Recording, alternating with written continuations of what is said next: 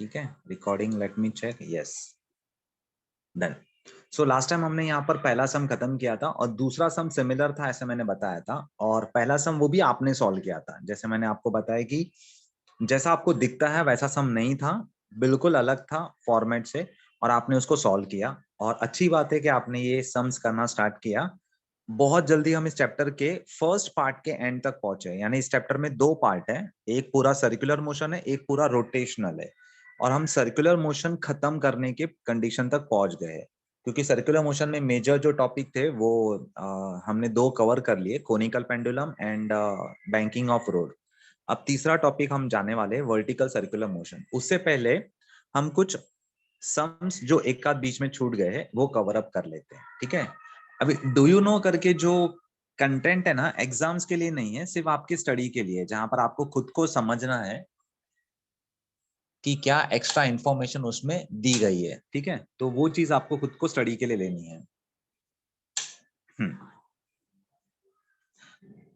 मैंने यहाँ पर कोनिकल पेंडुलम में आपको पहला डायग्राम बोला था, पहला डायग्राम आपको याद रखना है, दूसरा डायग्राम कैंसिल कर देना। एग्जाम में भी आए तो भी पहला डायग्राम बनाना है, ओके।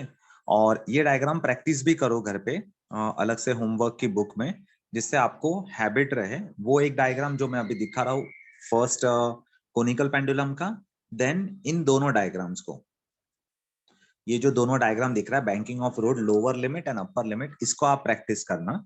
तीन डायग्राम आपको ड्रॉ करने, कंसीडर करो एज अ होमवर्क, जो आपको नेक्स्ट थर्सडे यानी आने वाले कल नहीं परसों तक लिख के रखने हैं आपके नोटबुक में, ठीक है। मैं पहले बता रहा हूँ, मैं नोटबुक कभी भी मांग सकता हूँ कि आपको फर्स्ट होमवर्क दिया है, सेकंड होमवर्क दिया है, जो भी है वो नोटबुक में एंटर करते जाओ, उसे बनाए रखो। जब मुझे लगा कि मैं आज पूछूंगा, डायरेक्टली मैं नोटबुक मंगाऊंगा और इधर आपको ओपन करना होगा, तो मैं आपको यहाँ से शेयर करने के लिए स्क्रीन शेयरिंग ऑप्शन दूंगा। तो उस टाइम पे आपको रेडी रखना है, ठीक है। तो इसलिए पहले से लिख के रखो। Yes sir. चलो, तो ये तीन डायग्राम्स आपको ध्यान में रखने हैं, और आज और एक या दो डायग्राम और आ सकते हैं। तो उससे पहले एक सम था वो खत्म कर लेते हैं।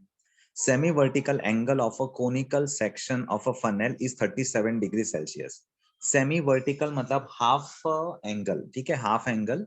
तो एक कोन है, कोनिकल सेक्शन है, या फनेल बोल सकते हैं, उन्होंने फनेल ही लिया है। तो फनेल का एक वर्टिकल सेक्शन 37 डिग्री इंक्लाइन है, और मतलब टोटल जो फनेल होगा वो 37 इंटू 2 उतना एंगल से इंक्लाइन होगा। तो आप देख सकते हैं वहां डायग्राम में हाफ एंगल आपको दिखेगी, थीटा लिखा है, हाफ एंगल को थीटा लिखा है, दैट मीन्स वो 37 डिग्री सेल्सियस है। नाउ वो लोग पूछ क्या रहे हैं, there is a small ball kept inside the funnel. Funnel के अंदर एक छोटा सा बॉल रखा है, लाइक अ मार्बल की तरह एक बॉल रख दिया है। On rotating the funnel the maximum speed that the ball can have in order to remain in the funnel is 2 metre पर सेकेंड।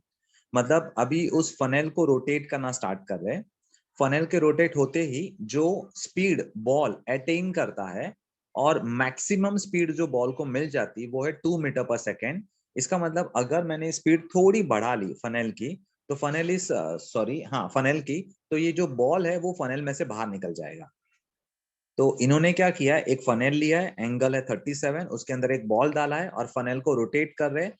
रोटेशन ऑफ फनेल की वजह से बॉल भी रोटेट करने लगता है, और बॉल जो मैक्सिमम स्पीड अटेन करता है वो 2 मीटर पर सेकेंड है।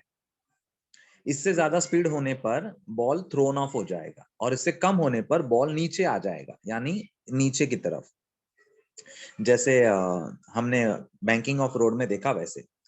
उन्होंने क्या बोला है, calculate the inner radius of the brim of the funnel. Brim का मतलब है एकदम टॉप सरफेस, यानी ओपनिंग एंड जो होता है ना, उसका आपको रेडियस निकालना है। मैं आपको यहाँ दिखा देता हूँ कौन सा। ये देखो, ये लोअर एंड है, ये अपर एंड है, ठीक है, ये दोनों अपर एंड है। ये आपका वर्टिकल एक्सिस हो गया जिसके आजू बाजू फनेल रोटेट हो रहा है। तो ये आपका एकदम मैक्सिमम रेडियस होगा आर, इसको ब्रीम बोलते हैं। Opening of funnel is called as a brim. तो ये जो ब्रीम का रेडियस है ये आपको निकालना है। और बॉल कहाँ रोटेट कर रहा है, बॉल भी उसी जगह पे रोटेट कर रहा है, ठीक है। With how much speed, maximum speed of 2 metre प्रति सेकेंड, ओके। चलो देखते हैं नीचे क्या दिया है।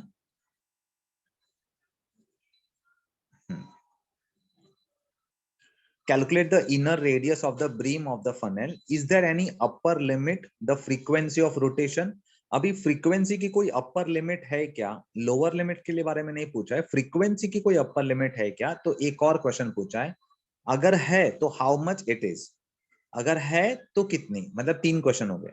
पहले तो रेडियस निकालना है, फ्रीक्वेंसी की कोई अपर लिमिट है, अगर है तो कितनी, इफ इट इज लोअर और अपर लिमिट। अच्छा, जो है वो अपर है या लोअर, ये चौथा क्वेश्चन पूछा, इज इट लोअर और अपर।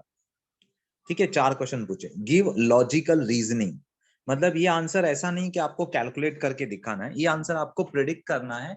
आप ऑब्जर्व कर रहे हो, चीजें समझ रहे हो, और उसके बेसिस पे आपको आंसर देना है। That mean they are saying कि आप लॉजिकल रीजनिंग दो। 12th के मेजोरिटी क्वेश्चंस आपको बोर्ड में जो आएंगे वो लॉजिकल स्किल के ऊपर आएंगे, यानी आपने जो सीखा है और अपने पॉइंट ऑफ व्यू से लिखो। बुक से लिखना तो है, कोई बात नहीं, बट आपके पॉइंट ऑफ व्यू से आपको क्या लगता है वो भी बताना है। ठीक है, चलो आगे जाते हैं। यूज जी 10 मीटर पर सेकेंड स्क्वायर एंड साइन 37 0.6, जैसे पहले क्वेश्चन में भी दिया था। आई होप आपको क्वेश्चन सबको समझा होगा। मैं फिर से क्वेश्चन बता देता हूँ, दिखता बड़ा है बट एक्चुअली ऐसा नहीं है। एक सेमी वर्टिकल फनल है जिसका एंगल 37 है। हमने फनल के अंदर एक बॉल रखा है जो फिलहाल ग्राउंड पे है। फनल को रोटेट करते ही बॉल भी रोटेट होना स्टार्ट होता है और बॉल मैक्सिमम स्पीड अटेन करता है 2 मीटर प्रति सेकेंड, मतलब वो फनल की स्पीड के बराबर होगा। अगर हमने स्पीड और बढ़ा दी तो बॉल थ्रोन ऑफ हो जाएगा, कम की तो बॉल नीचे आ जाएगा। हमने मेंटेन रखी है स्पीड। हमें जानना है कि बॉल का फनल का जो ऊपर का रेडियस है, टॉप मोस्ट रेडियस, वो कितना है, क्योंकि एवरी टाइम फनल का रेडियस वेरी होगा, नीचे से ऊपर जाते जाते रेडियस वेरी होगा।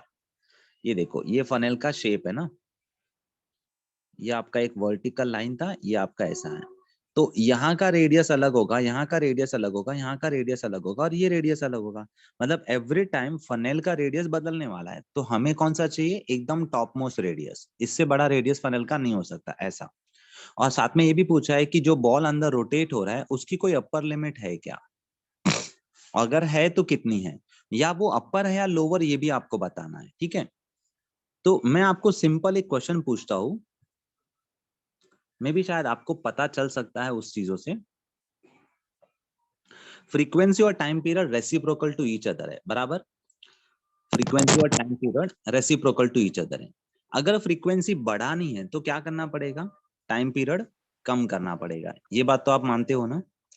और अगर फ्रीक्वेंसी को कम करना है तो टाइम पीरियड बढ़ाना पड़ेगा। अच्छा, टाइम पीरियड मतलब क्या है, एक रिवॉल्यूशन कंप्लीट होने को कितना टाइम लगता है, that is called as a time period.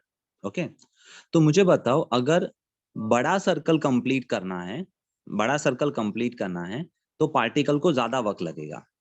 आप इस फनल का केस छोड़ दो, दूसरा कोई ऑर्डिनरी केस ले लो, जिसमें ये आप बड़ा सर्कल ले रहे हो, ये आपका सेंटर है ऐसा, और कोई पर्सन छोटा सर्कल ले रहा है। अब जो पर्सन छोटा सर्कल ले रहा है वो, उसके लिए सरकमफेरेंस ऑफ सर्कल कम है, तो वो जल्दी से कवर करके आएगा। हालांकि वो ह्यूमन ही है और वो रन कर रहा है। एक ह्यूमन है जो नॉर्मल स्पीड से रन कर सकता है, वही स्पीड से दूसरा ह्यूमन यहाँ पे रन कर रहा है, ये दो प्लेटफॉर्म के ऊपर, यानी ये दो सरकमफेरेंस ऑफ सर्कल पे है। बट पहला वाला ह्यूमन जो छोटा सर्कल ले रहा है वो जल्दी कवर करेगा, तो उसको कम समय लगेगा, बराबर है। और जो दूसरा वाला ह्यूमन है वो उसी लगभग स्पीड से ट्रैवल कर रहा है, बट उसे बड़ा सरकमफेरेंस कवर करना है, तो उसे ज्यादा वक्त लगेगा। तो आप बताओ, दोनों में से किसकी फ्रीक्वेंसी ज्यादा है। पहले वाले। थोड़ा सोच लेना, नो किसकी नो सॉरी। फ्रीक्वेंसी ज्यादा है। सेकंड सेकंड ओके, सेकंड की फ्रीक्वेंसी ज्यादा है, फर्स्ट। फर्स्ट की फर्स्ट कंफ्यूजन है। कोई एक क्लियर प्लेटफॉर्म पे एक क्लियर आंसर होना चाहिए, that is answer is first. देखो, क्यों फर्स्ट, क्योंकि फर्स्ट सर्कल कंप्लीट करके आ रहा है नॉर्मल स्पीड से, मतलब जो उसकी स्पीड है वही स्पीड दूसरे वाले की ऑलमोस्ट सेम है। बट पहला वाला कम समय में सर्कल कंप्लीट कर रहा है, तो टाइम पीरियड कम हो जाएगा, फ्रीक्वेंसी बढ़ गई।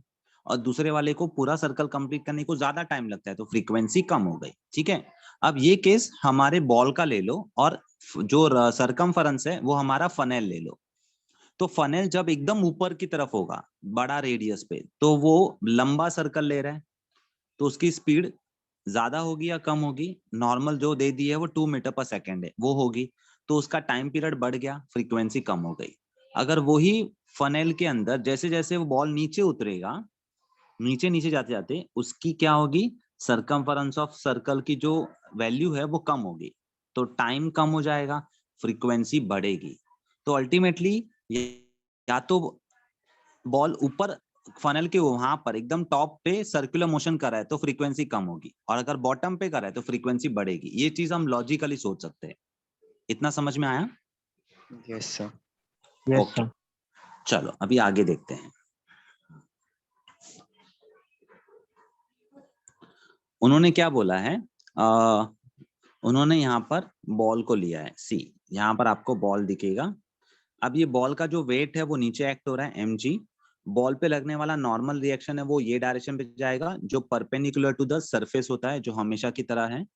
उसके बाद उस नॉर्मल के दो कंपोनेंट हम डिराइव कर रहे हैं, एक कंपोनेंट वर्टिकली अपवर्ड जाएगा और एक कंपोनेंट हॉरिजॉन्टल जाएगा, ठीक है। थीटा एंगल हमें यहां से मिलेगी, ये एंगल हमारी थीटा है, ओके ये एंगल हमारी थीटा है, तो एग्जैक्टली यहाँ पर एंगल हमारा थीटा हो जाएगा, इधर एंगल थीटा हो जाएगा। तो थीटा के एडजेसेंट साइड, अच्छा ये थीटा के एडजेसेंट साइड का काम नहीं आया क्योंकि थीटा कहीं और पहुंचा है, तो एग्जैक्टली दूसरा थीटा कहाँ पहुंचेगा, यहाँ पहुंचेगा। ये समझा आपको थीटा कहाँ कहाँ जा रहा है? Yes sir. ओके, तो एन का कौन सा कंपोनेंट हॉरिजॉन्टल में आ रहा है, जो थीटा के नजदीक है, एडजेसेंट टू द थीटा है, मतलब एन कॉस थीटा।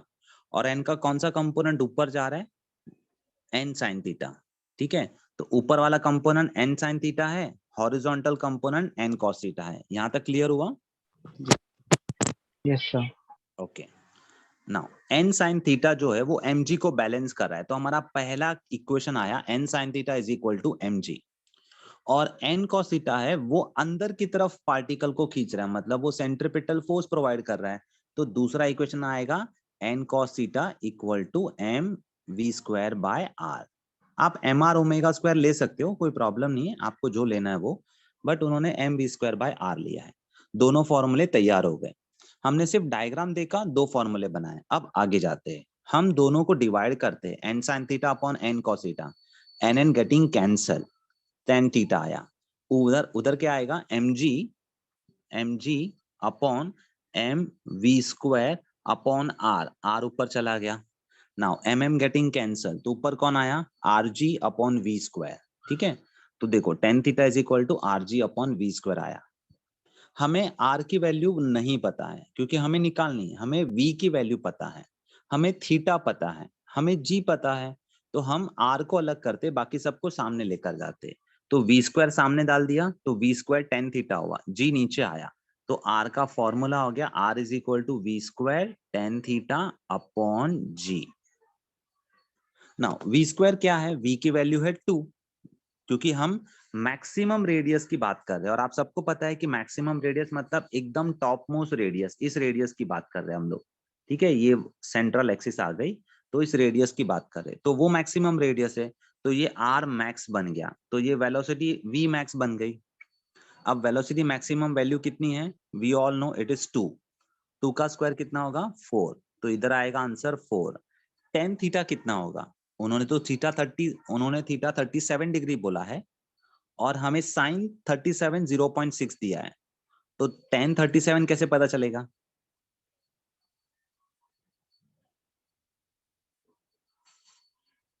उन्होंने साइन 37 दिया है 0.6 डेटा में दे दिया है, तो हमें टेन 37 कैसे मिलेगा? cos 37 sin करो। cos 37, मतलब लास्ट सम जैसा मेथड है, बट सम अलग है, तो आपको सोच भी वैसी रखनी है, ऐसा नहीं कि ऊपर दिया था वहां से उठा लो। एग्जाम में वैसा सम साथ में थोड़ी रहेगा, इसलिए आपको ध्यान रखना है साइन 37 से cos 37 निकालो। कितना आया था cos 37, रफली किसी को आइडिया है? साइन 37 0.6 था, cos 37 कितना था?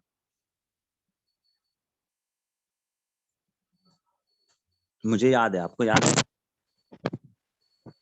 3.6 नहीं तो नहीं बेटा, 0.36 नहीं तो नहीं रे,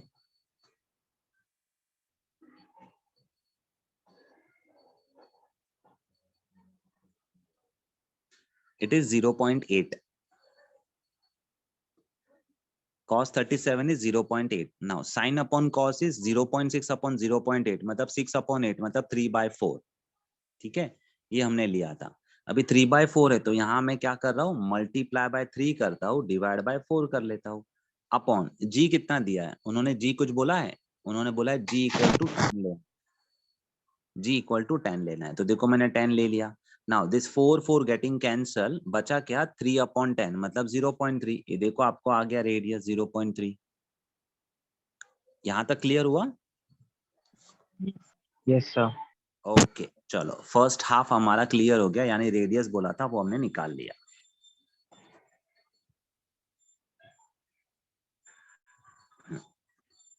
नाउ सर्कुलर मोशन हो रहा है ना, तो सर्कुलर मोशन में v is equal to R omega होता है.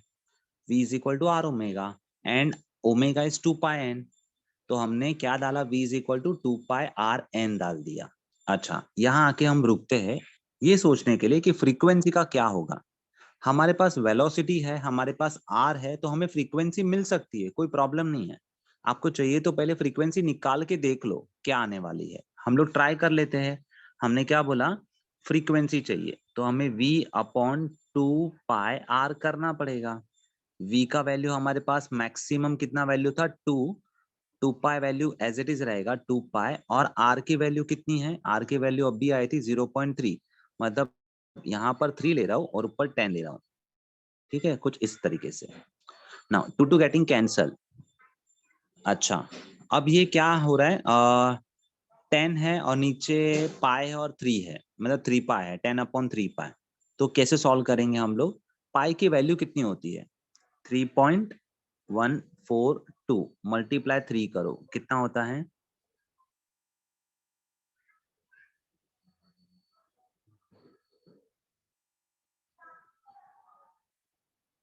226 9.226 9.226 नहीं, थोड़ा नहीं अलग, सॉरी सॉरी 9.4 कितना, 426 9.426, हाँ 9.426 ओके.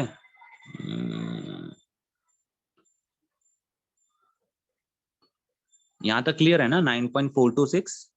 हाँ, ये आपके इन दोनों का आंसर है. देखो ये किसका आंसर है, इन दोनों का आंसर है.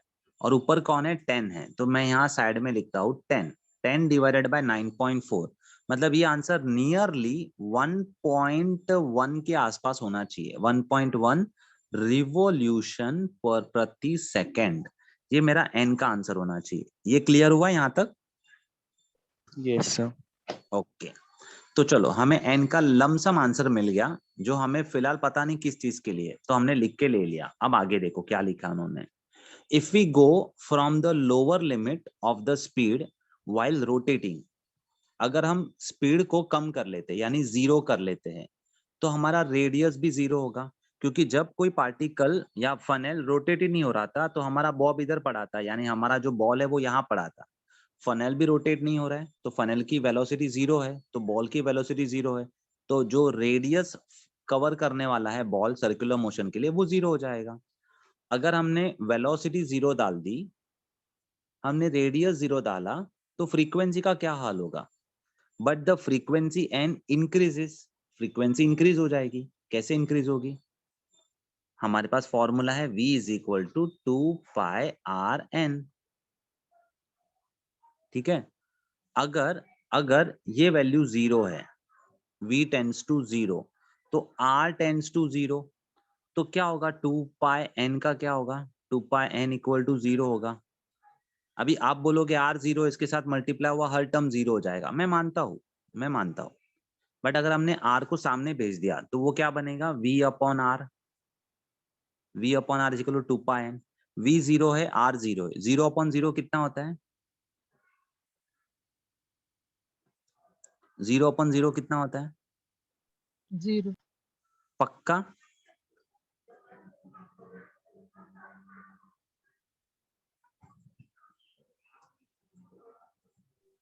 yes 1. और देखो देखो, ऐसा कुछ वेरिएशन आना चाहिए, मजा आता है इसमें। 0/0 इज 1, गुड वन। और कुछ वेरिएशन चाहिए, बोलो। और कोई वेरिएशन? सर जीरो ही। जीरो ही।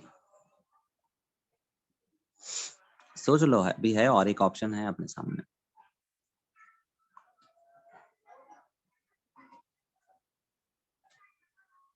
चलो यहां तक रुकते हैं। ओके, अगर आपका v/r आ रहा है, हाँ आशीष का बोलना भी जीरो है, 0/0 इज इक्वल टू 0।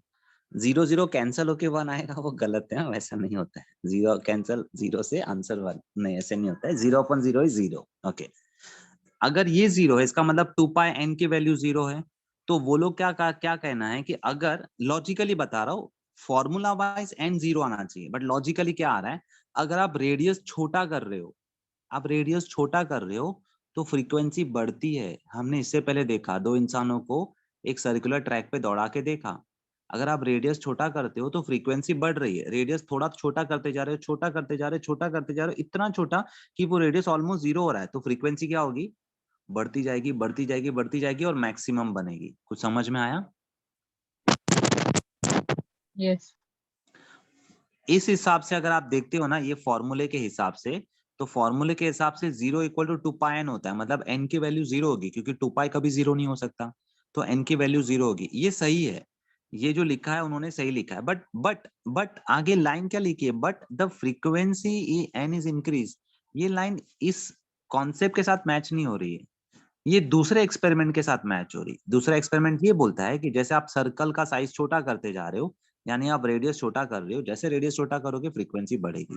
तो उन्होंने उस पॉइंट ऑफ व्यू से बोला है, hence a specific upper limit is not possible in the case of frequency. मतलब फ्रीक्वेंसी बढ़ती जा रही और इनफाइनाइट हो रही है, तो फ्रीक्वेंसी का अपर लिमिट ढूंढना नेक्स्ट टू इम्पॉसिबल होगा, क्योंकि आप रेडियस कितना छोटा कर रहे हो we don't know. Almost tends to 0, बेटा ये टेंस टू 0 है, बच्चे लोग ध्यान दो। हाँ, मैं कुछ फिजिक्स का एक अलग रूल बता रहा हूँ जो मैथमेटिक्स को जोड़ रहा है। मैथमेटिक्स में आपने लिमिट पढ़ा है बेटा, limit? Yes, sir. Yes, sir. Limit x tends to 0। Sir ने कभी बोला x टेंस टू 0 मतलब x equal to 0? No sir. नहीं, It's equal to अप्रोक्सीमेट। हाँ, approximate. मतलब x टेंस टू 0 मतलब x approaches to 0, not exactly 0। Yes, sir. कोई चीज 0 की तरफ जा रही है मतलब वो 0 नहीं हो रही है, ये समझना। तो जब v टेंस टू 0 हो रहा है, r टेंस टू 0 हो रहा है, मतलब टेंस टू 0 है, this is not equal to 0। और हमने क्या किया, सीधा v 0 पुट कर दिया, r 0 पुट कर दिया, हमने सीधा 0 पुट किया, इसीलिए हमें वो 0 इक्वल टू 2πn आ रहा था। 0 इक्वल टू 2πn आ रहा था, क्योंकि हमने डायरेक्टली वैल्यू पुट किया। जबकि यहाँ पर वो लोग बोल रहे tends to 0, that doesn't mean equal to 0। तो इस केस में वो लोग जो बता रहे हैं वो बहुत क्लियर बता रहे हैं, v tends to 0, r tends to 0, that means n increases and becomes infinity. Hence upper limit find out करना फ्रीक्वेंसी का नेक्स्ट टू इम्पॉसिबल हो जाएगा। Thus the practical limit on frequency of rotation is its lower limit। तो अभी हम lower limit ढूंढते हैं, नीचे जाते जाते अपर लिमिट मिलेगी। ये मैंने आपको पहले एग्जांपल में भी बता दिया। कौन से एग्जांपल में? वो दो इंसान सर्कुलर ट्रैक पे दौड़ रहे थे, उस इंसान का, कि जैसे जैसे रेडियस छोटा होगा फ्रीक्वेंसी बढ़ेगी, और इधर वाले का रेडियस की फ्रीक्वेंसी सबसे कम होगी। Now we are finding practical limit on the frequency of rotation which is its lower limit, and it is possible when radius become r max। तो फिर ये फॉर्मूला अभी हम यूज करेंगे फॉर फ्रीक्वेंसी मिनिमम निकालने के लिए। एंड देखो हमें मिल गई मिनिमम फ्रीक्वेंसी नियरली 1 रिवॉल्यूशन पर सेकेंड। कितना डिस्कशन किया हमने, और आंसर क्या आया? आंसर आया 1 रिवॉल्यूशन पर सेकेंड। ठीक है,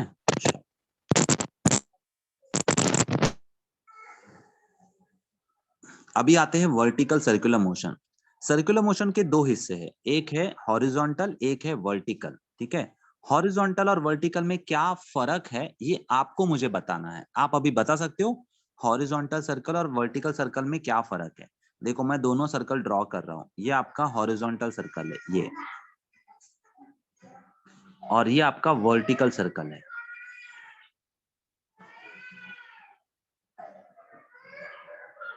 बोलो क्या फर्क दिख रहा है? Don't tell me shape. थोड़ा सोच के बोलो। सर हाँ एक बोल। साइड से और एक ऊपर से। एक एक एक सर एक साइड हाइट से में व्यू डिफरेंस है हो और रहा एक है। ऊपर से व्यू है। चलो ठीक है, माना एक हाइट का व्यू है, एक ऊपर का व्यू है, मतलब एक टॉप व्यू और एक फ्रंट व्यू है। दूसरे एक बच्चे ने बोला हाइट का, sir height sir same height, आप बोलिए। हाँ हाइट डिफर हो रही है। Height very good very good, height differ हो रही है, ये सही बात है। तीसरा आशीष ने लिखा है फ्रंट व्यू टॉप व्यू। हाँ आशीष सही हो आप, फ्रंट व्यू टॉप व्यू बराबर है। तीसरा क्या है पॉइंट, सोचो। एनर्जी के फॉर्म में, मैग्नीट्यूड के फॉर्म में, ग्रेविटी के फॉर्म में, मोमेंटम के फॉर्म में, कुछ भी आप सोच सको वैसा। सोचने के पैसे हैं, पैसे सर नहीं लगते। बोलो बोलो। सर हॉरिजॉन्टल में लेफ्ट टू राइट हो रहा है और वर्टिकल में मतलब ऊपर से नीचे हो रहा है। चलो ठीक है ठीक है। हॉरिजॉन्टल में लेफ्ट टू राइट हो रहा है, मतलब particle left to right motion कर रहा है, और वर्टिकल में top to bottom. Good one. Shravani का कहना है एरिया बदलेगा। ओके, एरिया में कुछ तो होगा, मतलब रिलेटेड टू एरिया फर्क पड़ेगा। ओके, मान के चलते। चलो अभी सम अप करके मैं आपको बताता हूँ क्या क्या हो रहा है। ये जो हॉरिजॉन्टल सर्कल है ना, वो आपका मैरी गो राउंड है। जो छोटे बच्चे खेलते हैं ना, छोटे बच्चों को हम लोग बिठाते हैं वो चक्कर में, वो Yes, हॉरिजॉन्टल होता है। बड़े बच्चे कहाँ बैठते हैं, जायंट व्हील में, वो वर्टिकल होता है। आप दो बैठे होंगे जायंट व्हील में। तो जायंट व्हील और हॉरिजॉन्टल सर्कल, ये दोनों में क्या फर्क है? सबसे बड़ा फर्क है ग्रेविटी का।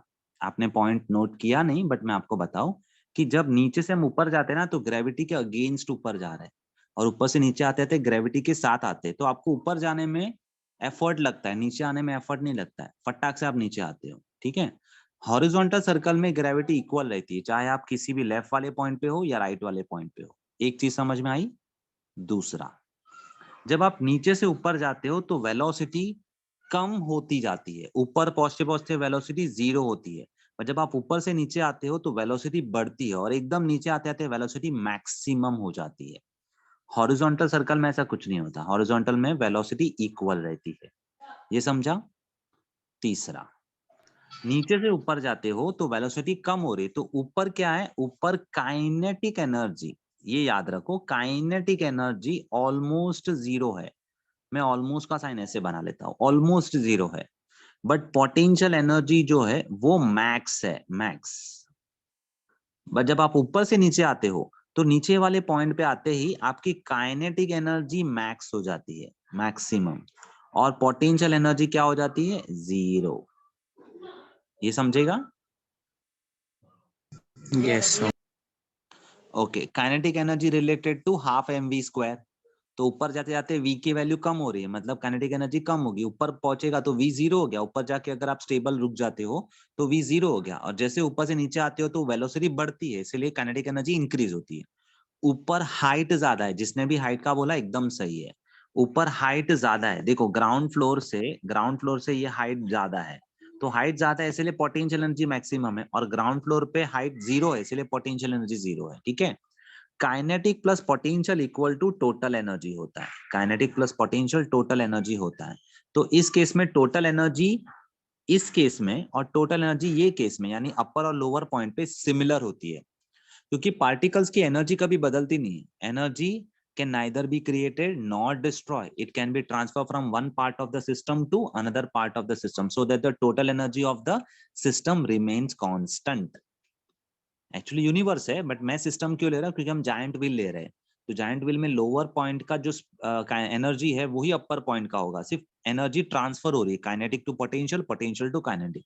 हॉरिजॉन्टल सर्कल में वेलोसिटी ऑल साइड पे सेम है, क्योंकि अगर चक्कर हॉरिजॉन्टल हो रहा है तो इसमें वेलोसिटी डिफर होने का सवाल ही नहीं है। तो इसमें काइनेटिक एनर्जी कांस्टेंट हो जाती है, पोटेंशियल एनर्जी कांस्टेंट हो जाती है, मतलब टोटल एनर्जी कांस्टेंट होगी।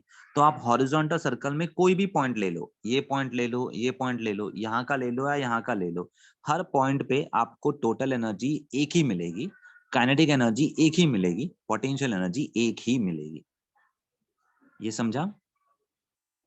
Yes sir. हाँ, यस सर। मतलब मैं सर आपके देखने के नजरिए को थोड़ा बड़ा कर रहा हूँ, मेरे साथ अपना देखने का नजरिया तारक मेहता का उल्टा चश्मा थोड़ा बड़ा कर देना।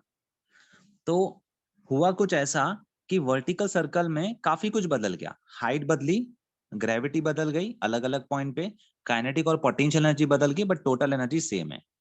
हॉरिजॉन्टल सर्कल में ग्रेविटी सेम है, हाइट सेम है, काइनेटिक एनर्जी सेम है, पोटेंशियल सेम है, सो टोटल सेम है। अब एक और चीज, वर्टिकल सर्कल में यूनिफॉर्म सर्कुलर मोशन कभी हो नहीं सकता, क्योंकि यूनिफॉर्म सर्कुलर मोशन मतलब पार्टिकल सेम स्पीड से सर्कुलर मोशन करना चाहिए, जो वर्टिकल में पॉसिबल नहीं है। मतलब यूसीएम वर्टिकल सर्कल के लिए है ही नहीं, हॉरिजॉन्टल सर्कल के लिए यूसीएम है, यानी uniform circular motion horizontal circle में हो सकता है। ओके, ये एक चीज है। बात करते हैं मोमेंटम की।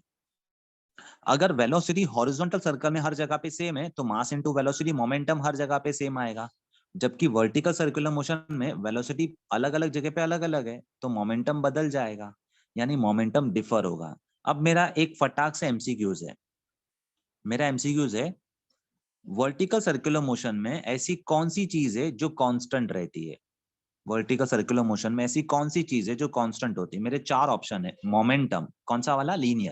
Linear momentum, gravity, acceleration due to gravity, ठीक है, काइनेटिक एनर्जी, मेरा next kinetic energy, and fourth one is total energy. क्या आंसर होगा? टोटल सर टोटल है ना। टोटल एनर्जी, है ना। मतलब एमसीक्यूज भी बन गए थे।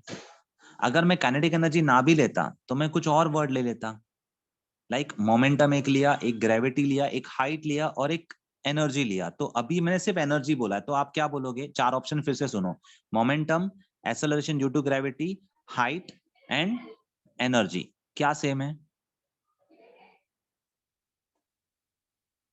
एनर्जी। एनर्जी। ये याद रखो, जब कोई टर्म में एनर्जी वर्ड आए मतलब वो टोटल एनर्जी की बात कर रहे हैं, या तो फिर वो स्पेसिफिकली काइनेटिक एनर्जी लिखेंगे, अगर उनको बताना है कि काइनेटिक एनर्जी के बारे में बात करनी है तो वो स्पेसिफिकली काइनेटिक एनर्जी लिखेंगे, अदरवाइज वो सिर्फ एनर्जी बोलेंगे। एंड जब एनर्जी दो अगर आ रही है आपके एमसीक्यूज के अंदर ऑप्शन में, तो आपको देखना है कि दोनों एनर्जी, एक एनर्जी लिखा है या दो अलग अलग है, एक काइनेटिक है, एक पोटेंशियल, एक टोटल है, ऐसे कुछ अलग अलग लिखा है। तो वहां आपको पकड़ना है कि टोटल एनर्जी पार्टिकल्स की वर्टिकल सर्कुलर मोशन में सेम रहती है, ठीक है। अब आपकी आंखें खुल गई होगी कि वर्टिकल सर्कुलर मोशन क्या अलग है हॉरिजॉन्टल से, आपको समझ में आया होगा। चलो अभी हम उसको स्टडी करते हैं। Two types of vertical circular motion are commonly observed in practice. दो टाइप के वर्टिकल सर्कुलर मोशन होते हैं। अभी मैंने आपको क्या बताया था? दो टाइप के सर्कुलर मोशन होते हैं, एक हॉरिजॉन्टल एक वर्टिकल। वो लोग बोल रहे दो टाइप के वर्टिकल होते हैं। पहला कौन सा है? A controlled vertical circular motion such as a giant wheel और सिमिलर गेम।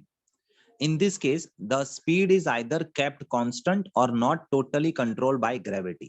जायंट व्हील में ऐसा होता है कि जो स्पीड है उसकी जायंट व्हील की, वो कोई पर्सन ऑपरेट करता है। वो नहीं चाहता कि ये ग्रेविटी की वजह से काम करे। ग्रेविटी की वजह से काम करेंगे तो क्या होगा? ये चक्कर घूमते ही जाएगा, घूमते ही जाएगा। जो नीचे से ऊपर जाएगा वो ऊपर से नीचे फटाक से आएगा, ऐसा कुछ। पर ये क्या हो रहा है कि ये कंट्रोल्ड डायरेक्शन में होता है, मतलब ग्रेविटी के कंट्रोल में ही होता है। और दूसरा vertical circular motion control only by gravity, सिर्फ ग्रेविटी उसे कंट्रोल करती है। So in this case we initially supply the necessary energy. इसमें हमें इनिशियली एनर्जी सप्लाई करनी पड़ती है mostly at the lowest point, क्योंकि पार्टिकल को नीचे से ऊपर भेजना है तो लोवेस्ट से हमें कुछ एनर्जी सप्लाई करके पार्टिकल को ऊपर धक्का देना पड़ता है। Then onwards the entire kinetic energy is governed by the gravitational force. उसके बाद की जो भी टोटल काइनेटिक एनर्जी पार्टिकल को चाहिए वो ग्रेविटेशनल फोर्स के थ्रू मिलती रहेगी। So during the motion there is inter conversion of kinetic energy and potential energy. Which kind of potential? Gravitational potential energy, ठीक है। तो उसके बाद काइनेटिक पोटेंशियल में और पोटेंशियल काइनेटिक में बदलती रहती है। ये हमने किसकी बात की? एक कंट्रोल्ड बाय ग्रेविटी वाला वर्टिकल सर्कुलर मोशन, और ऊपर वाला कंट्रोल्ड बाय किसी पर्सन, है ना। तो ये दो अलग अलग वर्टिकल सर्कल है। दोनों क्लियर हुए? Yes sir. ओके। देखो फिजिक्स का लेक्चर आए ना तो आप 2 घंटे का अपना माइंड खाली करके ही बैठना साथ में। अदरवाइज क्या होगा कि अगर आप कुछ डिस्ट्रैक्शन लेके बैठोगे ना और 2 घंटा आप कंटिन्यूस फिजिक्स सुनोगे तो आप पक जाओगे, आपको समझेगा नहीं। तो कभी भी मैं लेक्चर ले रहा हूँ ना, तो आप सिर्फ कॉन्सेंट्रेट करना मेरी बातों पे और मेरे एग्जाम्पल पे, और मैं बीच में पॉज ले रहा हूँ जिससे आप रिकलेक्ट कर सको कि मैंने जो बोला वो आपके दिमाग में जा रहा है। कहीं बहुत सारे वर्ड बाउंसर जाते होंगे, नो प्रॉब्लम, मैं फटाफट बोलता हूँ बताने के लिए, बट मेरे माइंड में थॉट क्लियर है। कोई भी पर्सन फटाफट इसीलिए बोल सकता है कि थॉट क्लियर है, कुछ सोचना नहीं पड़ रहा है, उसे पता है उसे क्या बताना है।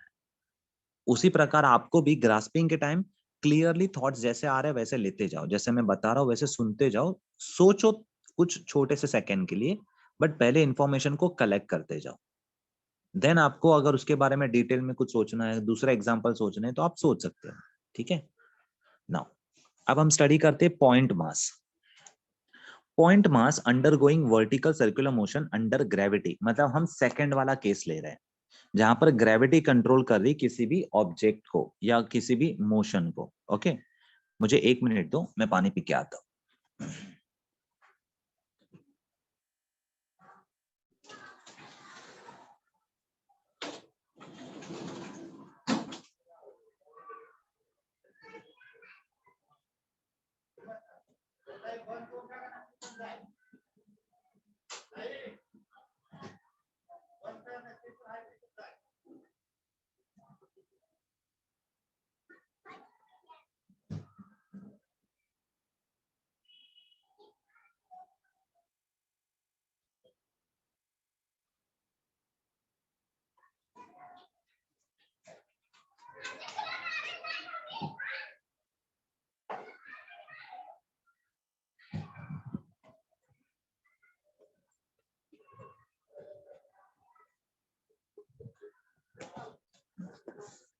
चलो, ये डायग्राम में एक पॉइंट मास है जिसको हमने स्ट्रिंग से टाई किया है, और स्ट्रिंग को हम ग्रेविटी की वजह से रोटेट कर रहे हैं, मतलब हम वर्टिकल सर्कुलर मोशन कर रहे हैं। ठीक है, ऐसा डायग्राम आपने 9th में देखा था, बट नॉट एग्जैक्टली ऐसा। 9th में कैसा डायग्राम था, नीचे एक आदमी था जिसके सिर के ऊपर एक हाथ है और वो हाथ से घुमा रहा है, बराबर याद आ रहा है कुछ ऐसा diagram? Yes sir. Yes sir. और उसमें क्या हो रहा था कि वो अपने सिर के ऊपर वर्टिकल अपना हॉरिजॉन्टल सर्कल बना रहा था, और वही आदमी अपने सामने एक सर्कल बना रहा था, वो जब रस्सी पकड़ के घुमा रहा है तभी तभी वो वर्टिकल सर्कल था। तो ये वर्टिकल सर्कल का एग्जाम्पल है जिसमें हमने आदमी को हटाया है। स्ट्रिंग कहाँ पर है? स्ट्रिंग को भी हटा दिया है, बट मैं आपको ड्रॉ करके दिखाता हूँ। ये है पॉइंट ऑफ सस्पेंशन, सेंटर वाला, और वही हमारा सेंटर ऑफ सर्कल है। ये हमारी स्ट्रिंग है, 1 2 3 4 5 एंड 6 पोजीशन पे। ठीक है, 6 अलग अलग पोजीशन पे हमने स्ट्रिंग आपको दिखाई। सबसे पहले हमने सारी पोजीशन को नाम दे दिया, ऊपर ए नीचे बी, लेफ्ट 3 राइट 4, मतलब सी और डी। उसके बाद ई और एफ, ऐसे 2 और पॉइंट है, आप किसी एक को ई ले सकते हो, किसी को एफ ले सकते हो, कोई प्रॉब्लम नहीं। ठीक है, एक चीज नोट करना, जब भी सर्कुलर मोशन हो रहा है, बॉब चाहे किसी भी पोजीशन में हो, बॉब मतलब वो मास, पॉइंट मास किसी भी पोजीशन पे हो, उसका वेट आपको हमेशा नीचे दिखेगा। आप चेक कर सकते हो, अगर पार्टिकल इस पोजीशन पे है तो मास नीचे है, पार्टिकल इस पोजीशन पे है तभी भी मास नीचे है, यहाँ पर भी मास नीचे है, इधर भी मास नीचे है, इस पोजीशन पे भी मास नीचे है और इस पोजीशन पे भी मास नीचे है। ये फैक्ट है, मास हमेशा डाउनवर्ड डायरेक्शन में होता है, mg। ये क्लियर हो गया। अभी टेंशन की बात करते हैं। तो ए पोजीशन पे टेंशन डाउनवर्ड में होता है, बी पोजीशन पे टेंशन अपवर्ड होता है, सी पे टेंशन लेफ्ट राइट साइड पे होता है, और डी पे टेंशन लेफ्ट साइड पे होता है। ई पे टेंशन कहाँ होगा? ई पे tension toward the point of suspension होगा, और एफ पे भी toward the point of suspension. ये समझ में आया? Yes sir. ओके, अभी ए पॉइंट पे क्या हो रहा है, mg और टेंशन एक ही डायरेक्शन में है, बी पॉइंट पे mg और टेंशन ऑपोजिट डायरेक्शन में, सी पे परपेंडिकुलर है, डी पे परपेंडिकुलर है, और ई और एफ पे ना तो पैरेलल है, ना तो एंटी पैरेलल, ना तो परपेंडिकुलर। ऐसे केस में हमें क्या करना पड़ेगा? ऐसे केस में हमें दोनों में से कोई एक फोर्स को, मैं ई और एफ की बात कर रहा हूं, दोनों में से किसी एक फोर्स को हमें रिजॉल्व करना पड़ेगा। हम या तो टेंशन को रिजॉल्व करेंगे 2 कंपोनेंट में, या तो हम वेट को करेंगे। किसको करना आसान है, टेंशन को या वेट को? वेट। mg। वो आपको दिख रहा है इसलिए आपने बोला, बट अगर आपको दिखता ना होता तो आप टेंशन भी बोल सकते थे। तो मैं आपको पूछूंगा क्यों mg को, क्योंकि टेंशन है ना एक फिक्स्ड स्ट्रिंग के अंदर का फोर्स है, ये समझना बात को। टेंशन एक फिक्स्ड स्ट्रिंग का फोर्स, स्ट्रिंग के अंदर का फोर्स है, और वो पॉइंट ऑफ सस्पेंशन से यहां तक जुड़ा हुआ है। तो आप चाहकर भी टेंशन के दो कंपोनेंट नहीं बना सकते, जबकि वेट जो है वो कहीं जुड़ा हुआ नहीं है। वेट सिर्फ ग्रेविटी की वजह से नीचे के डायरेक्शन में है, आप उसको दो कंपोनेंट में स्प्लिट कर सकते हो, ठीक है। इसलिए उन्होंने क्या किया है, mg के दो कंपोनेंट किए, एक इधर और एक जहां मैंने बनाया वो। उसी प्रकार नीचे वाले केस के लिए भी उन्होंने mg को दो कंपोनेंट में डिवाइड किया, एक इधर और एक यहां पर। जैसे आप mg के दो कंपोनेंट कर देते हो, अब एक चीज यहां डेवलप होती है कि एक जो फोर्स है वो टेंशन के खिलाफ होता है F पॉइंट पे, और एक जो फोर्स है वो टेंशन के साथ हो जाता है E वाले पॉइंट पे। बट दूसरा जो फोर्स है वो दोनों केस में परपेंडिकुलर टू टेंशन आ रहा है, वो क्या काम करेगा और कौन सा कंपोनेंट जाएगा परपेंडिकुलर, ये भी हमें सोचना है। तो हम क्या कर रहे हैं, हम इस पॉइंट से ये स्ट्रिंग ले रहे हैं ना, स्ट्रिंग को अगर ऐसा दिखाएंगे तो इधर एक एंगल थीटा बनेगा। उन्होंने फिलहाल अल्फा लिया है तो हम अल्फा लेते हैं। तो देखो आपको यहाँ पर एंगल अल्फा दिखेगा। तो mg अगर नीचे है और यहाँ पर एक कोई फोर्स है उसके कंपोनेंट का, तो वो होगा mg cos अल्फा, और इधर जो आ जाएगा वो हो जाएगा mg sin अल्फा, जो आपको डायग्राम में दिख भी रहा है। उसी प्रकार वहां पर भी E वाले पॉइंट पे सेम अल्फा आपको यहाँ दिख रहा है। उन्होंने अल्फा नहीं, उन्होंने थीटा लिया है, वहां पर उन्होंने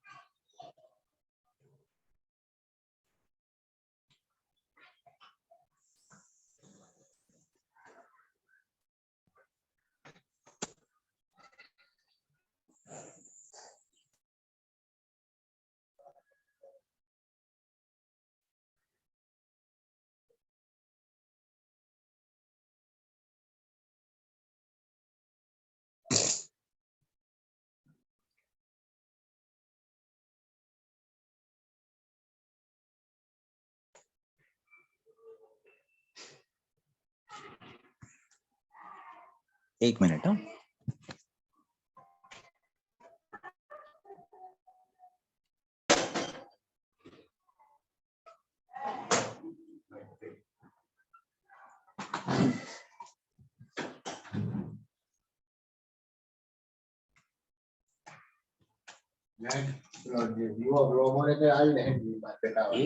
एक मिनट।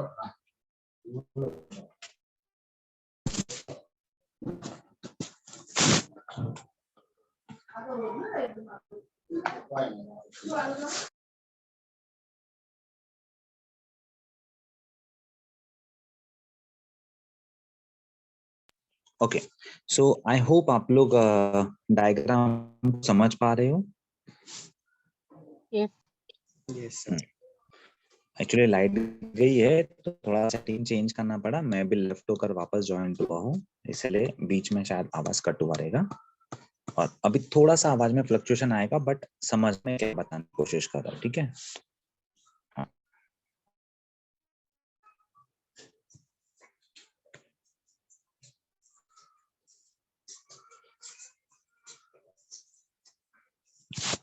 ओके नाउ, तो डायग्राम में आपने mg के दो कंपोनेंट देखे, mg cos theta and mg sin theta. sin theta कहाँ जा रहा है और mg cos alpha and mg sin alpha, sin alpha कहाँ जा रहा है आपने देखा।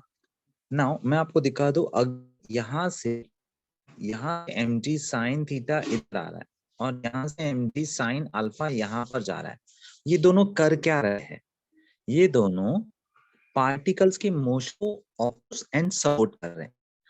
पार्टिकल ऊपर से नीचे आ रहा है, ऐसे नीचे आ रहा है ऐसे, तो उसमें mg sin थीटा का रोल क्या है? सपोर्ट करना, उसके नीचे ले आना यहाँ तक। फिर यहाँ से पार्टिकल ऊपर जा रहा है, यहाँ से ऊपर जा रहा है, तो mg sin अल्फा क्या कर रहा है? उसको ऊपर जाने से ऑपोजिशन अप्लाई कर रहा है। समझ गए? तो mg sin theta supportive role कर रहा है, mg sin alpha opposite role कर रहा है, ऑपोज करने का काम कर रहा है। ठीक है, Yes, sir. Yes. अब तक क्लियर है? ओके। तो फिगर 1.10, अभी मैंने पूरे फिगर्स के बारे में आपको सब बता दिया है, तो कुछ हाँ, सिर्फ वो जो टेंशन की वैल्यू है वो हम सॉल्व करेंगे ना, तब धीरे धीरे एक एक वैल्यू पता चल जाएगी क्या है वो। The figure 1.10 shows a bob, मतलब छोटा सा मास, treated as a point mass tied to a practically massless, inextensible and flexible string। ये वर्ड सुना हुआ लग रहा है, inextensible, flexible, inextensible, flexible, सुना हुआ है ना? Yes, sir. Yes. कभी भी ऐसा कोई वर्ड नहीं समझे ना, तुरंत पूछो बच्चे लोग, क्योंकि ये हर पॉइंट, हर एक लाइन इंपॉर्टेंट है आपके लिए। मैं आपको बताऊं, इस बुक का जो भी लाइन आपने लिखा है उसमें से कुछ गलतियां भी है, कुछ अच्छा है। जो अच्छा है हम उसको लेंगे, गलतियों को हम करेक्ट करेंगे, नो डाउट। बट साथ में आपको ध्यान देना है कि हर एक लाइन पे एक एमसीक्यू बन सकता है। जब आप एंट्रेंस देने वाले हो तो एमसीक्यूज तो आपके लिए एकदम बहुत बड़ा काम, बड़ी चीज हो जाएगी। तो हर एक लाइन से एक एमसीक्यूज बन सकता है, तो आपको हर एक लाइन मिस नहीं करनी समझने के टाइम। आगे जाते हैं। Massless, inextensible, flexible string. It is whirled along a vertical circle so that the bob perform vertical circular motion and the string rotate in a vertical plane. Bob vertical circle करता है जबकि string उस vertical plane में घूमती है। At any position of the bob, there are only two forces acting on a bob. कोई भी position पे bob के ऊपर सिर्फ दो force काम कर रहे हैं, एक mg और एक tension. Now, first is its weight mg vertically downward, जो हर केस में आपने देखा, which is constant, and B force due to tension along the string directed along the string and toward the centre, यानी toward the point. ये आपने देखा। Vertically with time and location, तो टेंशन की वैल्यू टाइम टू टाइम बदल रही है। अगर ऊपर वाले पॉइंट पे तो टेंशन अलग है, नीचे वाले पॉइंट पे टेंशन अलग है, सी वाले पॉइंट पे अलग है, ई वाले पॉइंट पे अलग है, टेंशन अलग अलग है। बट mg कैसा है? mg is always in a downward direction and it is constant everywhere। ये भी बहुत इंपॉर्टेंट है कि वेट जो है वो एक ही डायरेक्शन में, वर्टिकली डाउनवर्ड, और वो कांस्टेंट है। But force due to tension जो है वो स्ट्रिंग के अलोंग है डायरेक्शन में, और स्ट्रिंग का डायरेक्शन बार बार चेंज हो रहा है, तो ये भी वैल्यू वाइज चेंज हो रहा है। मतलब मैग्नीट्यूड चेंजेस पीरियोडिकली, मतलब टाइम के साथ एंड लोकेशन के साथ। ये सब हाईलाइटेड वर्ड्स है, ठीक है, आपको भी ध्यान रखने हैं। As a motion is non uniform. अभी मोशन नॉन यूनिफॉर्म क्यों है? क्लियर किया कि वर्टिकल सर्कल में वेलोसिटी पॉइंट चेंज हो रही है, तो इसलिए मोशन नॉन यूनिफॉर्म हो गया। The resultant of this two forces is not directed toward centre accept at the upper most and the lower most position of the Bob. मतलब non uniform motion है ना, तो सिर्फ दो पोजिशन ऐसी है जहां पर टेंशन एंड mg या तो दोनों टुवर्ड द सेंटर है या तो दोनों ऑपोजिटली डायरेक्टेड है, मतलब अलोंग द स्ट्रिंग है। बाकी केसेस में अलग दिख रहा है। So at all other position part of the resultant is tangential and is used to change the speed. मतलब कहीं ना कहीं बाकी सारे पोजीशन में थोड़ा सा हिस्सा पार्टिकल को ऊपर उठाने में या तो नीचे गिराने में हेल्प करता है, मतलब पार्टिकल्स की स्पीड को चेंज करने में जाता है। ओके, चलो अभी हम स्टडी करते हैं अपर मोस्ट पोजीशन। मैं आपको एक एक चीज बता रहा हूं, ध्यान से देखना। फर्स्ट ऑफ ऑल, अपर वाले पोजीशन पे मैं आपको टेंशन और वेलोसिटी के बारे में कुछ बताना चाहता हूँ। अगर हम अपर मोस्ट पोजीशन पे है, तो अपर मोस्ट पोजीशन पे टेंशन किधर है? नीचे। तो मैं लिख रहा हूँ TA, ये देखो TA। और मेरा वेट किधर है? नीचे, मैं लिख रहा हूँ mg। ये दोनों मिलाकर क्या कर रहे हैं? ये दोनों मिला के टूवर्ड द पॉइंट पार्टिकल को खींच रहे हैं। बट पार्टिकल जा किधर रहा है? पार्टिकल इस तरीके का मोशन ले रहा है, यानी ये दोनों मिला के पार्टिकल्स को कौन सा मोशन प्रोवाइड कर रहे हैं? सेंट्रीपिटल सर्कुलर मोशन प्रोवाइड कर रहे हैं। तो मुझे यहाँ सेंट्रीपिटल फोर्स के साथ कंपेयर करना पड़ेगा, थोड़ा डाइजेस्ट करने में टाइम लगेगा, बट ध्यान से समझना। mg और TA टेंशन एट पॉइंट ए, दोनों मिलाकर पार्टिकल्स को आगे ही लेकर जा रहे, कुछ कर नहीं रहे, वो पार्टिकल को गिरा नहीं रहे, वो पार्टिकल्स को आगे लेकर जाने में मदद कर रहे। यानी एक्चुअली जो सेंटर सर्कुलर मोशन होने के लिए सेंट्रीपिटल फोर्स चाहिए वो ये दो मिलाकर एक साथ दे रहे हैं। ये समझ में आया? Yes, sir. ओके, मुझे बताओ टेंशन ऊपर वाले पॉइंट पे बहुत ज्यादा होगा या बहुत कम होगा?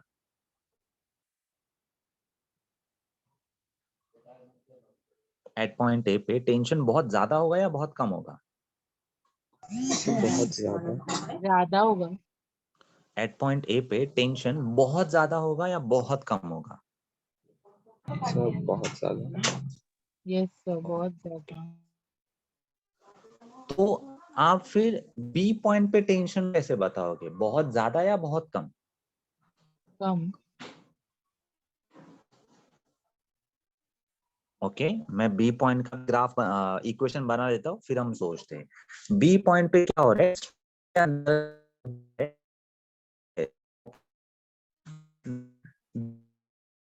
होगा मैं डाल में बी एम जी से कोई तो बड़ा है, उस दूसरा बचा वैल्यू क्या प्रोवाइड करेगा? सेंट्रीपिटल फोर्स, यानी M V B square upon R. ठीक है, अब आपको तो ये क्लियरली पता है कि नीचे वाले केस में एम जी डाउनवर्ड है, टेंशन ऊपर है, मतलब दूसरे छोटा है। अब नीचे वाले केस में आप बोल रहे हो, हाँ बेटा वॉइस ब्रेक होगा, मैंने बोला ना लाइट नहीं है तो मैं मोबाइल नेट यूज कर रहा हूँ, बारिश भी चालू हो गई। एक सेकेंड।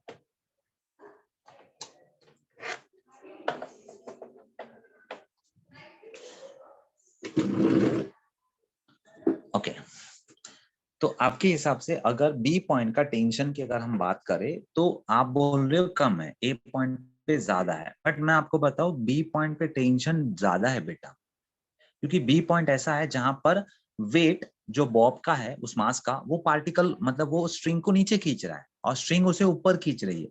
हालांकि ये दोनों एक दूसरे को बैलेंस करते होते ना तो मास हमें चाहिए, हमें पार्टिकल को सर्कुलर मोशन करवाना है, यानी यहाँ से पार्टिकल ऊपर उठना चाहिए, यहाँ से पार्टिकल ऊपर उठना चाहिए, और ऊपर उठने के लिए ऊपर वाला फोर्स बिगर होना चाहिए तो ही पार्टिकल ऊपर उठेगा ना। अगर लोअर फोर्स बिगर हुआ तो यहाँ से पार्टिकल नीचे गिर जाएगा। समझ रहे हो? Yes sir. Yes, sir. हाँ, तो आप अगर भले बोल रहे हो कि ऊपर टेंशन ज्यादा है नीचे कम है, मैं उसका उल्टा ले रहा हूँ, ऊपर टेंशन कम है बेटा, क्योंकि ऊपर वेट भी नीचे के डायरेक्शन में और टेंशन भी नीचे है। तो जब वेट अपना काम कर रहा है तो टेंशन को तो काम करने की जरूरत ही नहीं, टेंशन वेट के सपोर्ट में खड़ा है। और जैसे वेट पार्ट जो मैंने ड्रॉ किया है, देखो टेंशन को करने की जरूरत,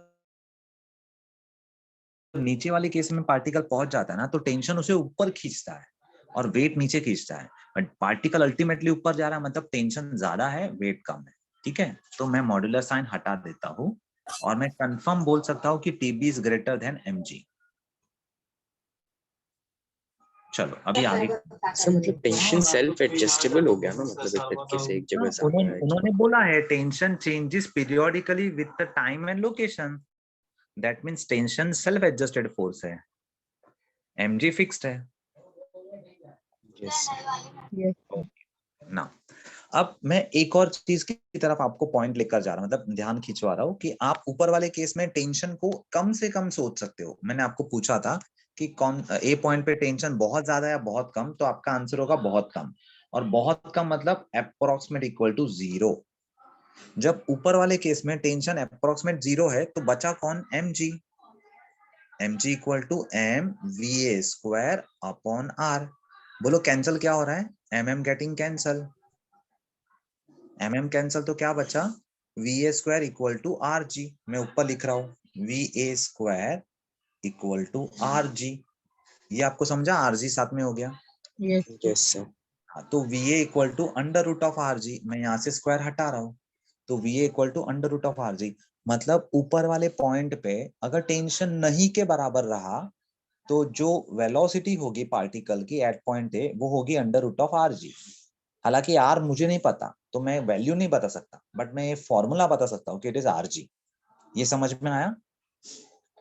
Yes, yes sir. Yes sir. अच्छा, अभी लोअर पॉइंट में मैं बोल रहा था कि टेंशन सबसे ज्यादा है। सबसे ज्यादा मतलब कितना, इन्फिनिटी। पर मैं इन्फिनिटी नहीं ले सकता क्योंकि वो तो ट्रमेंडसली बड़ा नंबर हो जाएगा। तो ऐसे केस में लोअर पॉइंट पे अगर मुझे वेलोसिटी कैलकुलेट करनी है तो मुझे एक और सोच लगानी पड़ेगी, एक और मेरे को टूल्स चाहिए। और वो टूल्स कौन सा मैं यूज कर रहा हूँ, ध्यान से सुनना। वो टूल्स है energy conservation principle. Energy conservation principle, ये टूल्स में यूज कर रहा हूँ। ये टूल्स क्या बताता है, energy at all point along the vertical circular motion is constant. मतलब अगर ए पॉइंट पे जो एनर्जी होगी वही बी पॉइंट पे एनर्जी होगी। ओके, तो आपके पास ये फॉर्मूला, इसको ऐसे ही रखो, इसको कुछ मत करो, इसको एज इट इज रहने दो। बट मैं आपको 2 पॉइंट पे ये दिखाने की कोशिश कर रहा हूँ कि एनर्जी का क्या रोल होगा। ठीक है,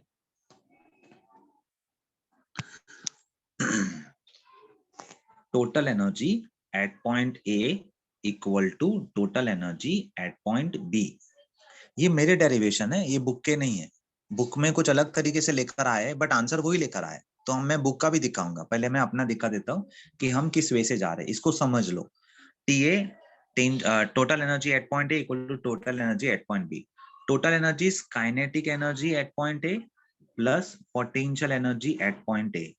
उधर क्या होगा, kinetic energy at point B plus potential energy at point B. Potential energy कैसे कैलकुलेट होती है, पोटेंशियल एनर्जी का सिंपल फॉर्मूला है mgh। आपको सिंपल फॉर्मूला है mgh। अगर ये पोजीशन ग्राउंड है तो यहाँ क्या होगा, यहाँ मिड पोजीशन आ जाएगी। और मिड पोजीशन के लिए हाइट कितनी हो जाएगी, हाइट इक्वल टू r। ये टॉप मोस्ट पोजीशन है पार्टिकल्स की, तो टॉप पोजीशन के लिए हाइट कितनी हो जाएगी, 2r। ये समझ में आया? Yes sir. Okay, now potential तो mgh लेना पड़ेगा और h मेरा 2r है, इसका मतलब 2mgr। तो ये होगा 2mgr हो गया। काइनेटिक एनर्जी एट पॉइंट ए पे कितनी है, हाफ एम वी और v का स्क्वायर मतलब va का स्क्वायर, और va का स्क्वायर कितना है, rg यानी gr। हमने अब भी देखा gr, मैं यहाँ छोटा लिख रहा हूँ gr, बीच में प्लस साइन है। ठीक है, तो काइनेटिक एनर्जी देखो मैंने क्या किया, at point is half M V square, लिख दिया मैंने। पोटेंशियल एनर्जी एट पॉइंट मतलब 2r, ये आ गया 2mgr। ये हो गया ए के लिए। अभी बी पॉइंट के लिए देखो, बी पॉइंट के लिए काइनेटिक एनर्जी है half M V B square. मुझे उसकी वेलोसिटी नहीं पता है इसलिए मैं फॉर्मूला लिख रहा हूँ, half M V B square plus potential energy point B कितनी है, 0। Very good, 0। क्योंकि mgh और यहाँ h 0 है इसलिए 0 हो गया। तो मैं यहाँ 0 लिख रहा हूँ और बाद में हटा देता हूँ। ठीक है, चलो अभी हर जगह से हाफ हाफ हाफ हटाना है। हाफ को हटाना है तो मतलब क्या करना पड़ेगा, मल्टीप्लाई ऑल साइड बाय 2। तो दोनों साइड को 2 से मल्टीप्लाई किया तो ये बन गया मेरा mgr। ये मेरा कितना बनेगा, 4mgr। ये मेरा कितना बनेगा, 2 नहीं हाफ है ना, तो mvb स्क्वायर। ये कुछ डाइजेस्ट हो रहा है, समझ में आ रहा है ये? Yes sir. ओके, ना सब में एम एम कॉमन है, मैं काट लेता हूँ, सब में से एम हटा लिया, ठीक है। अब जी आर प्लस 4GR कितना होता है? 5GR। 5GR। मैं 5RG लिखता हूँ क्योंकि मैं फॉर्मेट RG यूज करता हूँ। 5RG is equal to VB square, तो VB equal to under root of 5RG और स्क्वायर हटा देता हूँ, ठीक है। तो ये मेरी वेलोसिटी मिल गई मुझे नीचे वाले पॉइंट पे, पॉइंट बी पे। समझ में आया? Yes sir. सबको Yes, समझा है? sir. हाँ, इसका एक फोटो ले लो, स्क्रीनशॉट ले लो, क्योंकि ये आपके बुक में नहीं दिया है। जस्ट स्क्रीनशॉट लेके रखो, अगर लगा तो हम यूज करेंगे, नहीं तो एक्स्ट्रा इंफॉर्मेशन के लिए रख देंगे, ठीक है। आपको हाइट भी मिल गई, सब चीजें मिल गई, और आपने काइनेटिक पोटेंशियल एनर्जी ले लिया। चलो रफ करता हूं मैं।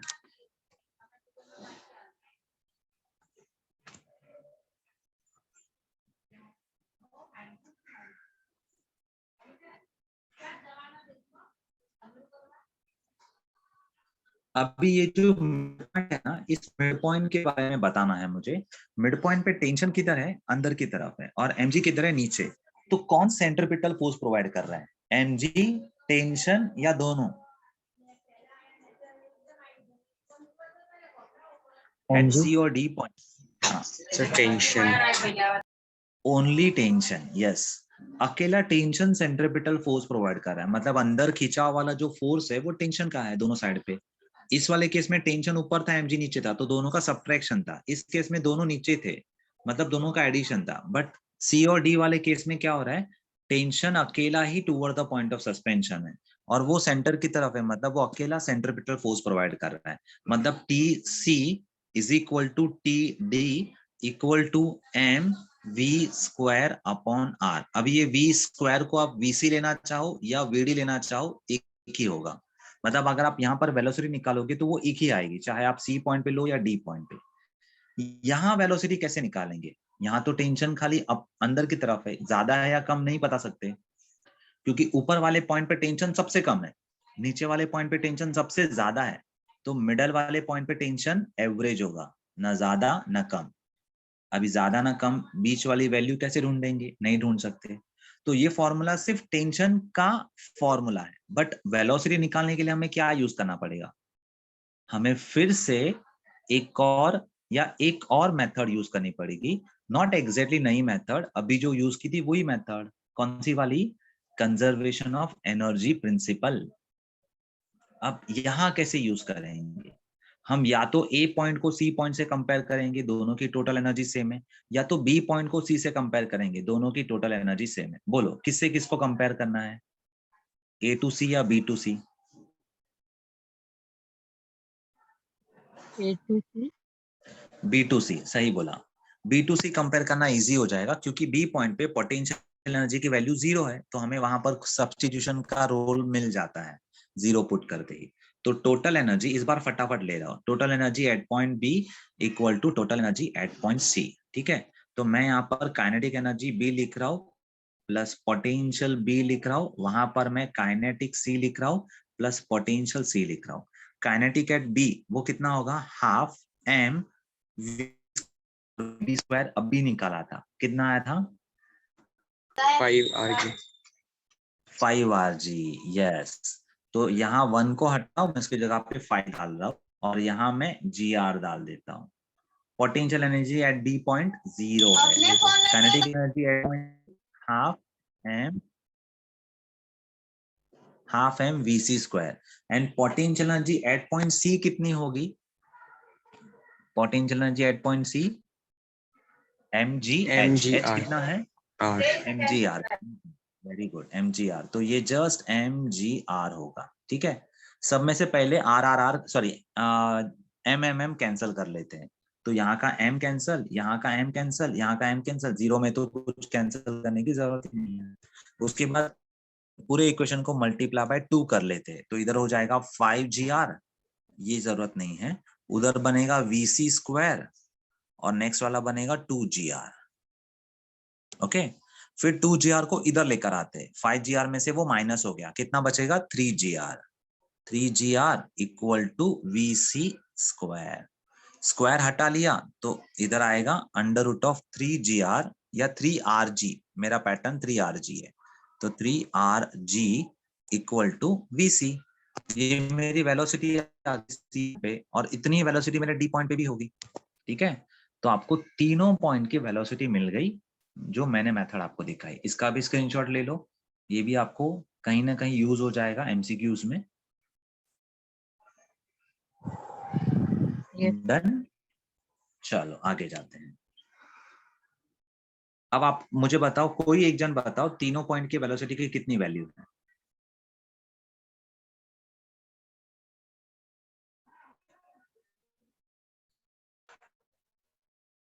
बोलो, तीनों पॉइंट पे वेलोसिटी की कितनी वैल्यू है at A point, B point and C point.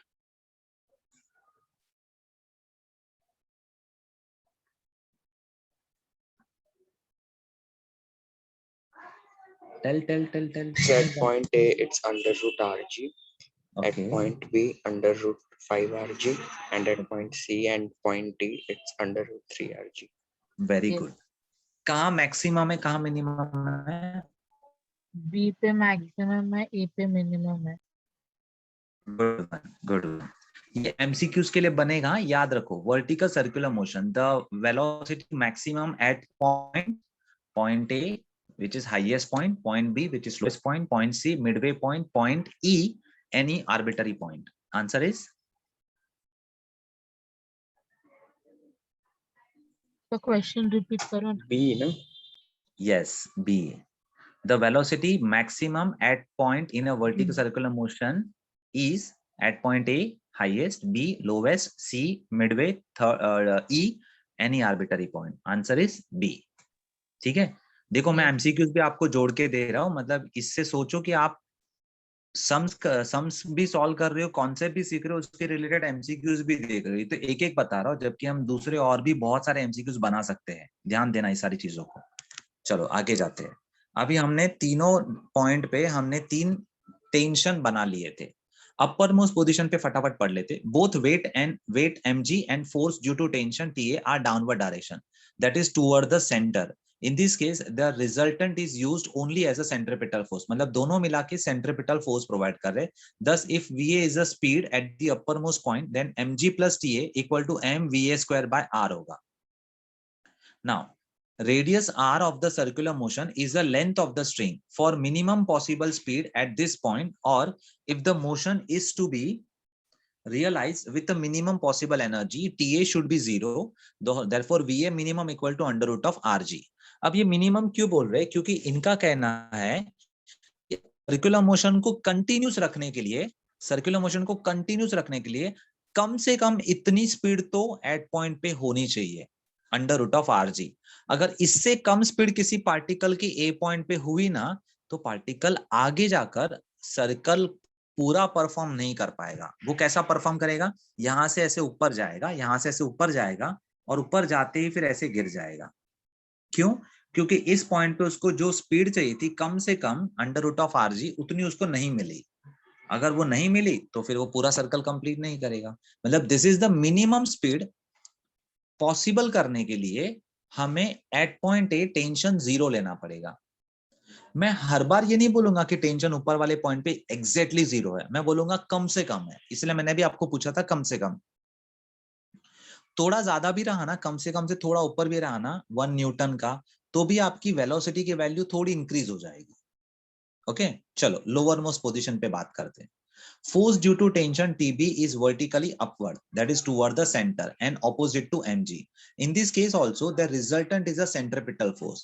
If VB is a speed at the lowermost position, then TB minus mg किया। क्यों TB किया? मैंने आपको बताया, टेंशन ज्यादा है mg से, इसीलिए TB minus mg is equal to m VB square upon r। ठीक है, ये मेरा फॉर्मूला हो गया टेंशन का। मतलब एट पॉइंट बी पे जो मैंने आपको एवरेज बताया फॉर्मूला, वो आगे देखो। While coming down from the uppermost to the lowermost point, the vertical displacement is 2r. Motion is only by gravity. कोई पार्टिकल से नीचे है ना, तो वो 2r डिस्टेंस कवर की बात करें ना, तो 2r हो रहा है। मैं आपको ये भी बता दूं, एक एमसीक्यूज पूछ रहा हूं, आप लोग आंसर करना। हाँ, जिसको समझ में आ रहा है वो आंसर करे।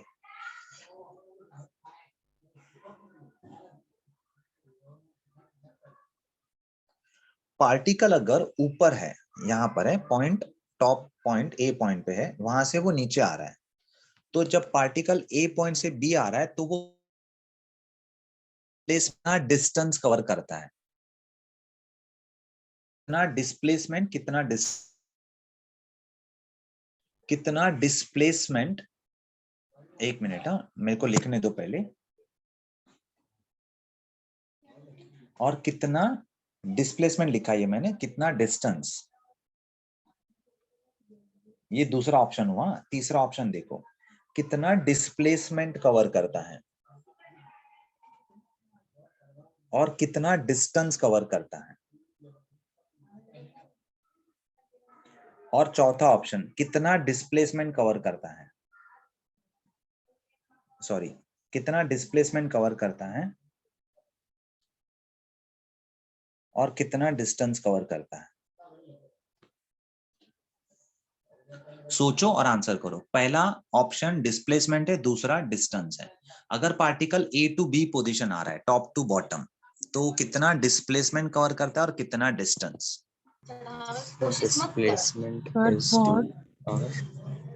ऑप्शन फर्स्ट वाला, सेकंड वाला बाजू में है, थर्ड नीचे, फोर्थ एकदम डाउन में।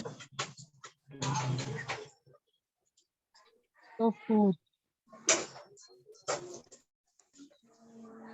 First, second, third and fourth. Okay, सेवा का कहना है फोर्थ, नहीं श्रावणी है ना, हाँ सर। हाँ श्रावणी का कहना है fourth. Okay,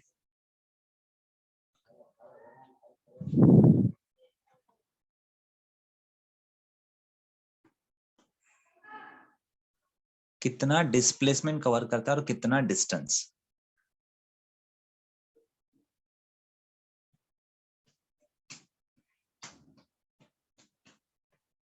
Distance by r and displacement. क्या आंसर है बेटा? आशीष का आंसर है आपका नेटवर्क इशू। हाँ बेटा मेरा नेटवर्क इशू, बट मेरा क्वेश्चन क्लियर समझा ना आशीष? आशु मैं ये बोल रहा हूँ कि पार्टिकल जब ए टू बी आ रहा है ना, तो वो कितना डिस्टेंस कवर करता है। पहला कितना डिस्प्लेसमेंट, सॉरी कितना डिस्प्लेसमेंट, और दूसरा कितना डिस्टेंस। तो मेरा पहला जो है वो डिस्प्लेसमेंट है, दूसरा डिस्टेंस है। तो आपके चार ऑप्शन है, क्या आंसर होगा?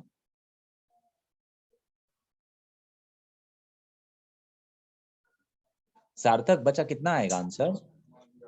सर पहला डिस्टेंस लिखा है ना आपने? पहला डिस्प्लेसमेंट लिखा था, डिस्प्लेसमेंट।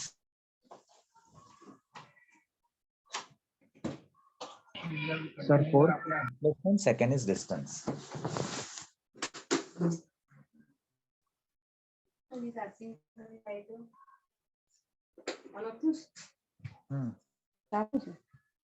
बोलो बोलो बोलो। सर 4। ओके फोर्थ, हाँ 2 जन का फोर्थ है आंसर। सार्थक ये आपका आंसर है फोर्थ? Yes sir. ओके बेटा, ओके ओके ठीक है ठीक है। Third. आशीष क्या लग रहा है बेटा आंसर?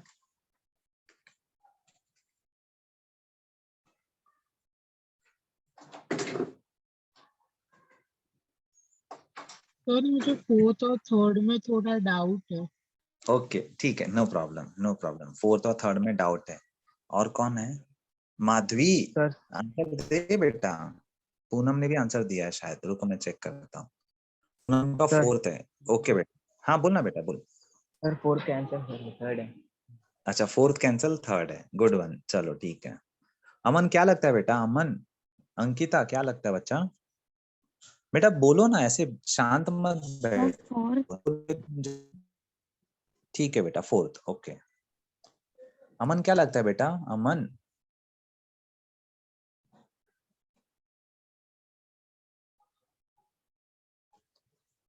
साहिल भी है ना यहाँ पर?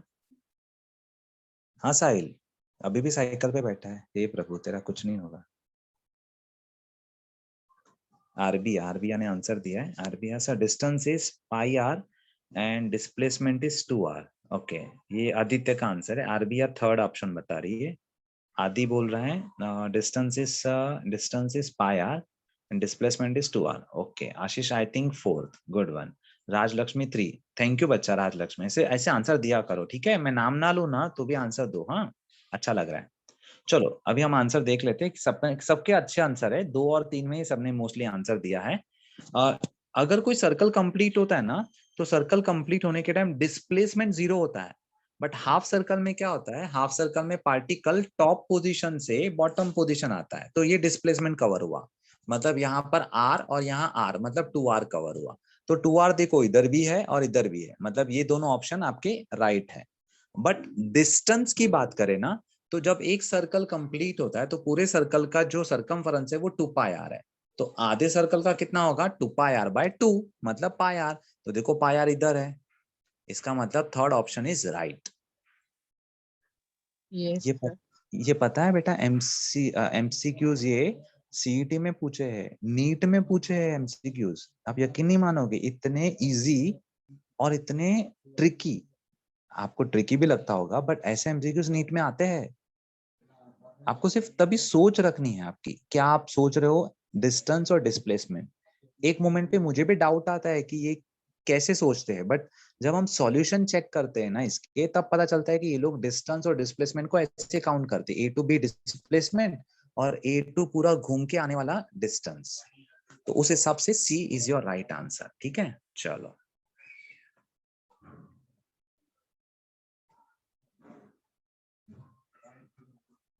नाउ हम पॉइंट थे बी पॉइंट पे थे। चलो अभी आगे जाते हैं। Force due to tension TB vertically downward है and that is toward the centre and opposite to MG, हमने देख लिया। In this case also the resultant is a centripetal force.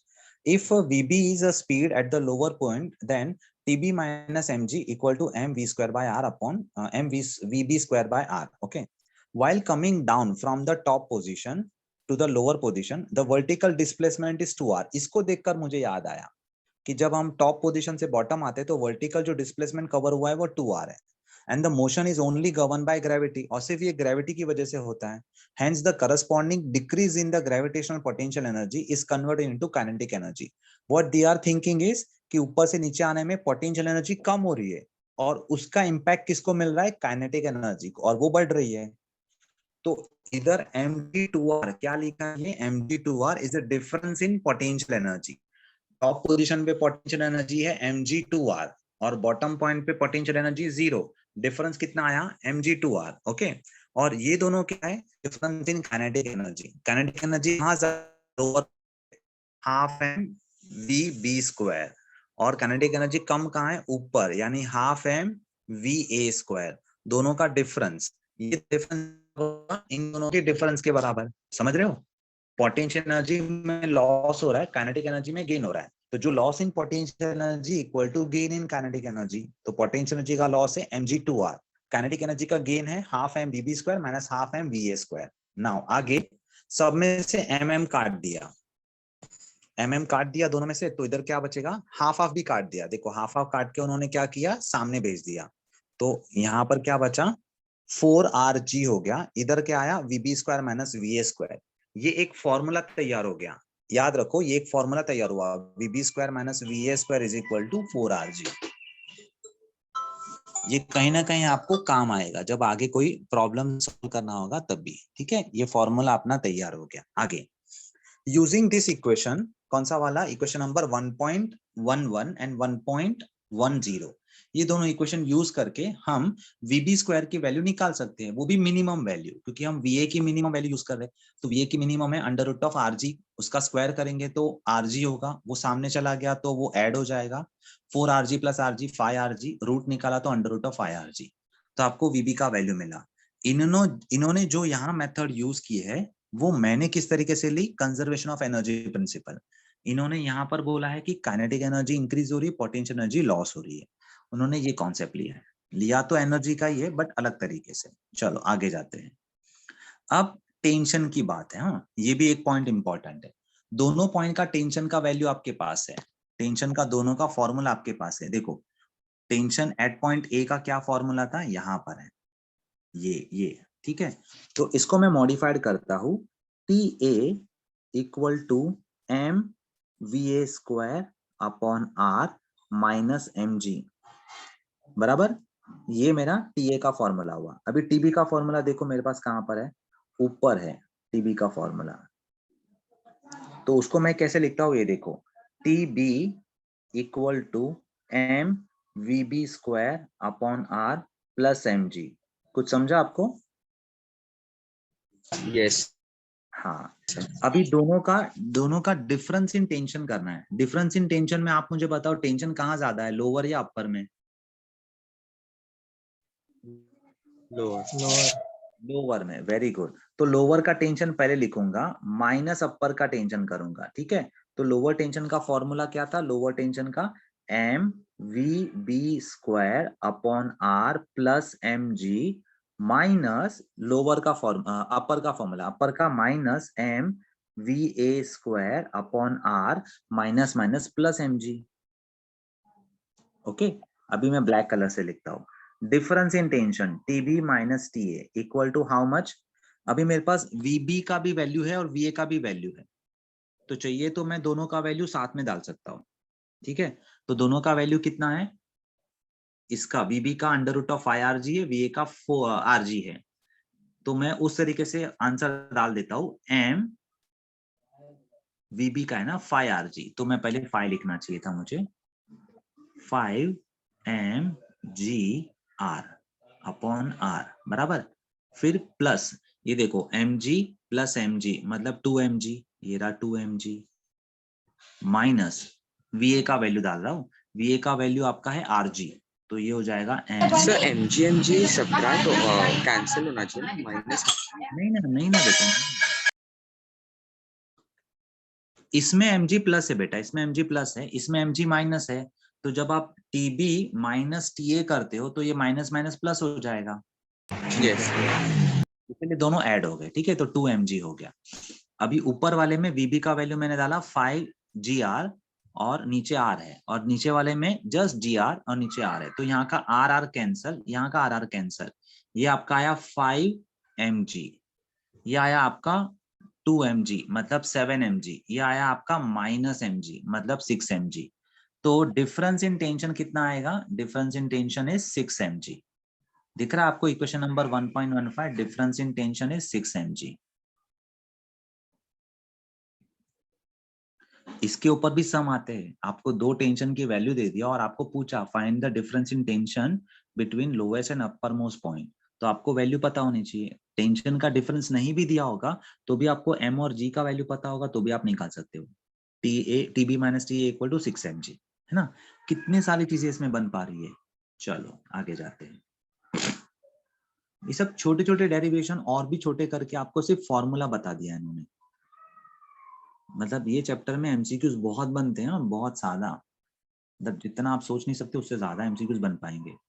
चलो आगे जाते हैं। Then position when the string is horizontal, मतलब C और D पोजीशन। इस केस में क्या है? Force due to tension is the only force toward the centre as a weight mg is perpendicular to the tension, हमने देख लिया। Thus force due to tension is the centripetal force used to change the direction of velocity, and weight mg is used only the changing of speed। मतलब जो force है centripetal force वो tension की वजह से है, और जो mg है वो सिर्फ स्पीड को चेंज करने में यूज होता है, वो भी mg का कंपोनेंट, पूरा mg नहीं। Using similar mathematics it can be shown that TC minus TA difference in tension eight C minus A या तो D माइनस A, ये 3mg आता है। ये भी हम डिराइव कर सकते हैं, आपको चाहिए तो आप कर लेना बैठ के, ठीक है। और velocity at C point, velocity at D point under root of 3RG आता है, ये हमने आपको करके दिखाया। आपको पता चल गया कि इसका आंसर 3mg आएगा अंडर रूट। ओके चलो नेक्स्ट पे जाते हैं। नाउ आर्बिट्ररी पोजीशन, आर्बिट्ररी मतलब E और F position. Force due to tension and weight can neither along same line nor perpendicular. Tangential component of weight is used to change the speed। मतलब ऐसे case में आपका tension और force दोनों एक direction में नहीं है, तो उस मोमेंट पे हम टेंशन के दो कंपोनेंट बनाएंगे, सॉरी वेट के दो कंपोनेंट बनाएंगे। जो टेंजेंशियल कंपोनेंट ऑफ वेट होगा वो स्पीड को चेंज करने में मदद करेगा। It decreases the speed while going up and increases while going down या कमिंग डाउन, ठीक है। तो ये आर्बिट्ररी पोजीशन के बारे में।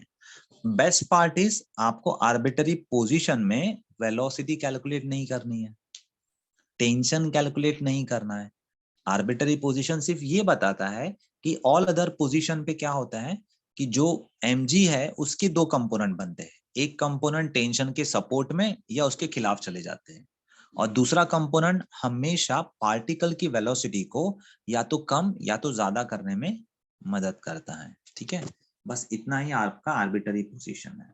और यहाँ पर आपका पूरा कॉन्सेप्ट जो स्ट्रिंग मास कॉन्सेप्ट है वर्टिकल सर्कुलर मोशन वो फिनिश होता है। आई होप आपको पूरा समझा होगा। Yes. ओके, कल उठ के अगर मैं स्ट्रिंग को बदल के एक रॉड कर दूं, रॉड, हाँ, और रॉड के नीचे वो मास लगा दूं, यानी वो बॉल जो या बॉब था वो, तो क्या सब कुछ सेम रहेगा या बदल जाएगा?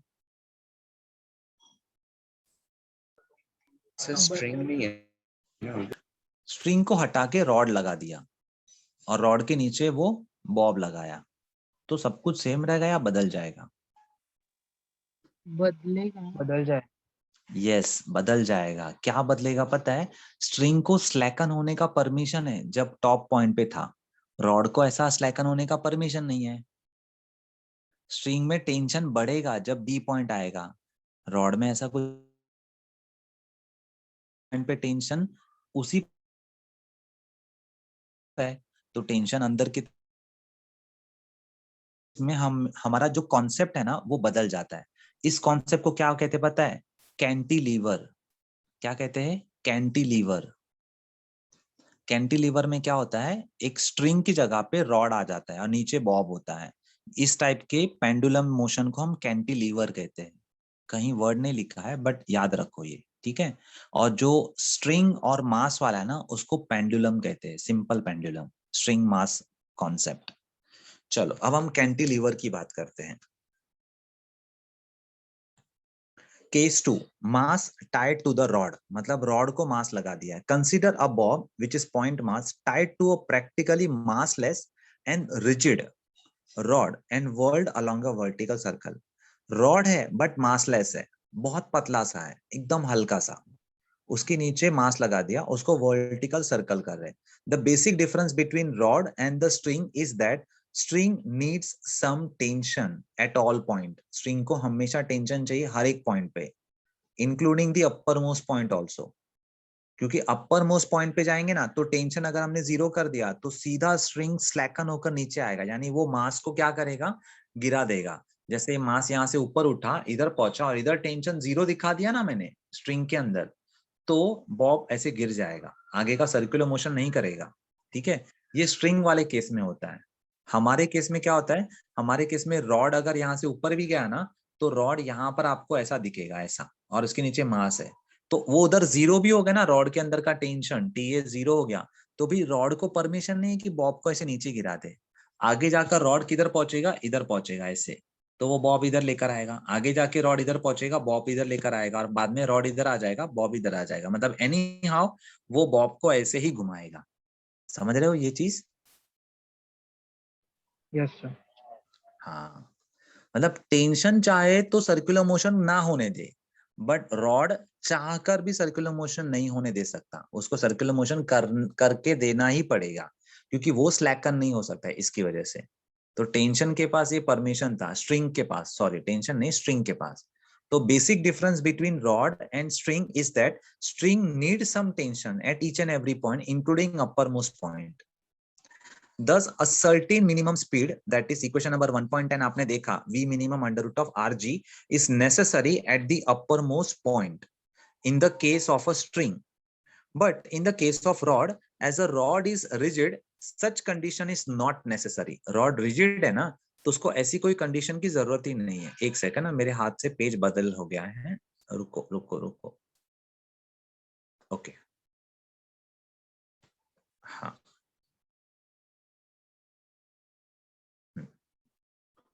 तो in the case of a rod, the rod is rigid, such a condition is not necessary, उसको हर जगह पे टेंशन की जरूरत नहीं है। दस practical 0 speed is possible at upper most speed. तो जब पार्टिकल एकदम ऊपर मोस्ट पोजीशन पे होगा ना और स्पीड 0 भी हो गई तो भी वो बॉब को नीचे गिरने नहीं देगा, वो उधर ही पकड़ के रखेगा। ये बहुत बेनिफिशियल पॉइंट है, ठीक है। So using similar mathematics it is left to the reader, यानी मैं, to show that v upper most velocity minimum equal to under root of 4rg equal to sorry उन्होंने लोअर मोस्ट बोला है, I am sorry, v lower most minimum speed is equal to under root of 4rg equal to 2 under root of rg। मतलब उन्होंने जो downward position में string का velocity था ना वो कितना दिखाया था, अंडर रूट ऑफ 5rg, और टॉप मोस्ट पोजीशन पे स्ट्रिंग पे कितना दिखाया था, अंडर रूट ऑफ rg। ये लोग क्या बोल रहे हैं, रॉड के लिए अपर मोस्ट पॉइंट पे अगर स्पीड 0 भी होगी तो भी कोई प्रॉब्लम नहीं, तो va कितना हो जाएगा रॉड के लिए 0, और vb कितना हो जाएगा 5rg से एक कम, मतलब अंडर रूट ऑफ 4rg। ठीक है, मिडवे पोजीशन पे क्या था, मिडवे पोजीशन पे स्ट्रिंग के लिए वेलोसिटी थी under root of 3rg, but उसमें से rg निकाल दो तो मिडवे पोजीशन पे रॉड के लिए कितनी होगी, अंडर रूट ऑफ 2rg। ये समझ में आया?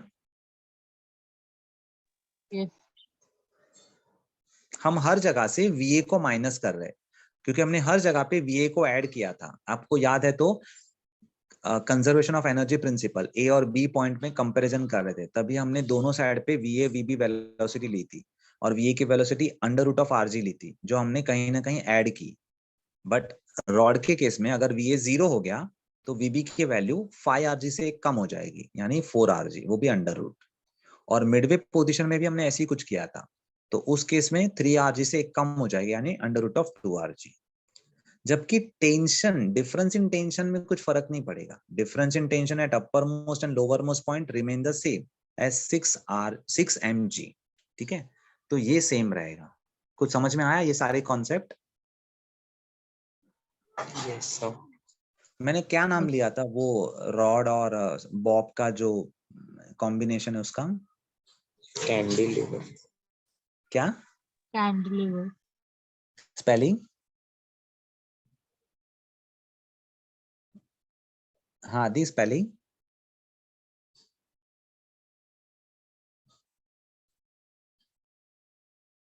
आदि स्पेलिंग पता नहीं सर।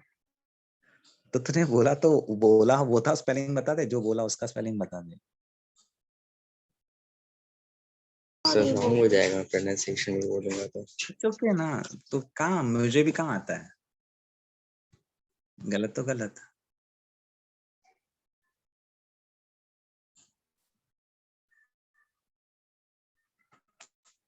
क्या ये? Cantilever.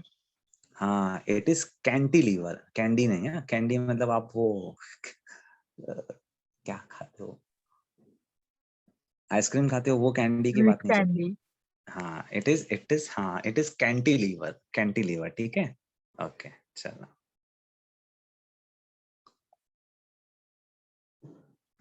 Okay, sphere of death, good one. हमने वॉल ऑफ डेथ देखा था, अभी स्फीयर ऑफ डेथ, सब मारने की बात चल रही, कोरोना भी वही सोच रहा है। So this is popular show in a circus. आपने सर्कस में शो देखा होगा, आप देखते हो कि नहीं मुझे नहीं पता, बट मैंने भी नहीं देखा ऐसे तो। During this two wheeler rider और राइडर्स, टू व्हीलर राइडर मतलब दो टायर वाले जो राइडर होते हैं, बाईसाइकिल वाले राइडर, या तो Riders undergo round inside a hollow sphere, एक हॉलो स्फीयर के अंदर वो राउंड करते हैं। Starting with a very small circle, they eventually perform revolution along vertical circle. The dynamic of this vertical circular motion is the same as that of the point mass tied to the string, except that the force due to tension T is replaced by the normal reaction या normal force N. बोलो समझा आपको ये? Sir थोड़ा सा confusion है। Okay मैं बताता हूँ, ये देखो, ये आपका सर्कल है, वर्टिकल सर्कल है। अब आप इसको स्फीयर समझो, पीछे भी एक हेमिस्फीयर है, आगे एक हेमिस्फीयर है। तो यहाँ पर एक बंदा है, ओके, इसके हाथ में बाइक है, अभी बाइक नहीं बता सकता, मेरे को ड्रॉ करने को अच्छे से नहीं आता।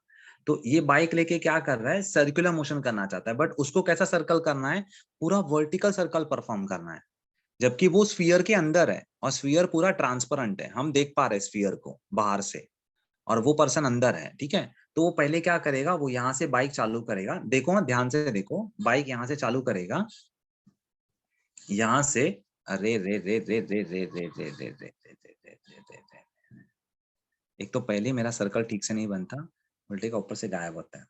तो यहाँ से बाइक चालू करेगा, इधर घूमेगा, फिर थोड़ा स्पीड बढ़ा के वो ऐसा बड़ा सर्कल लेता है, फिर और बढ़ा के बड़ा सर्कल। अभी किधर घूम रहा है पता है? हॉरिजॉन्टल में घूम रहा है, बट हॉरिजॉन्टल में वो कर्ड सरफेस पे घूमते जा रहा है, थोड़ा ऊपर उठ रहा है, थोड़ा ऊपर उठने के बाद वो इधर पहुंचता है।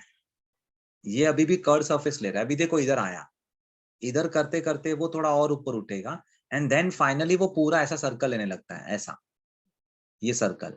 ये कौन सा हो गया? Vertical circle. उसे वर्टिकल सर्कल करने के लिए थोड़ा मोमेंटम चाहिए था, थोड़ा मोमेंटम चाहिए था, और वो मोमेंटम उसको मिल गया, इसलिए वो पूरा सर्कल लेना चालू कर दिया। समझ गए? उसे इनिशियली वो हॉरिजॉन्टल सर्कल परफॉर्म करेगा। एक मिनट, एक मिनट।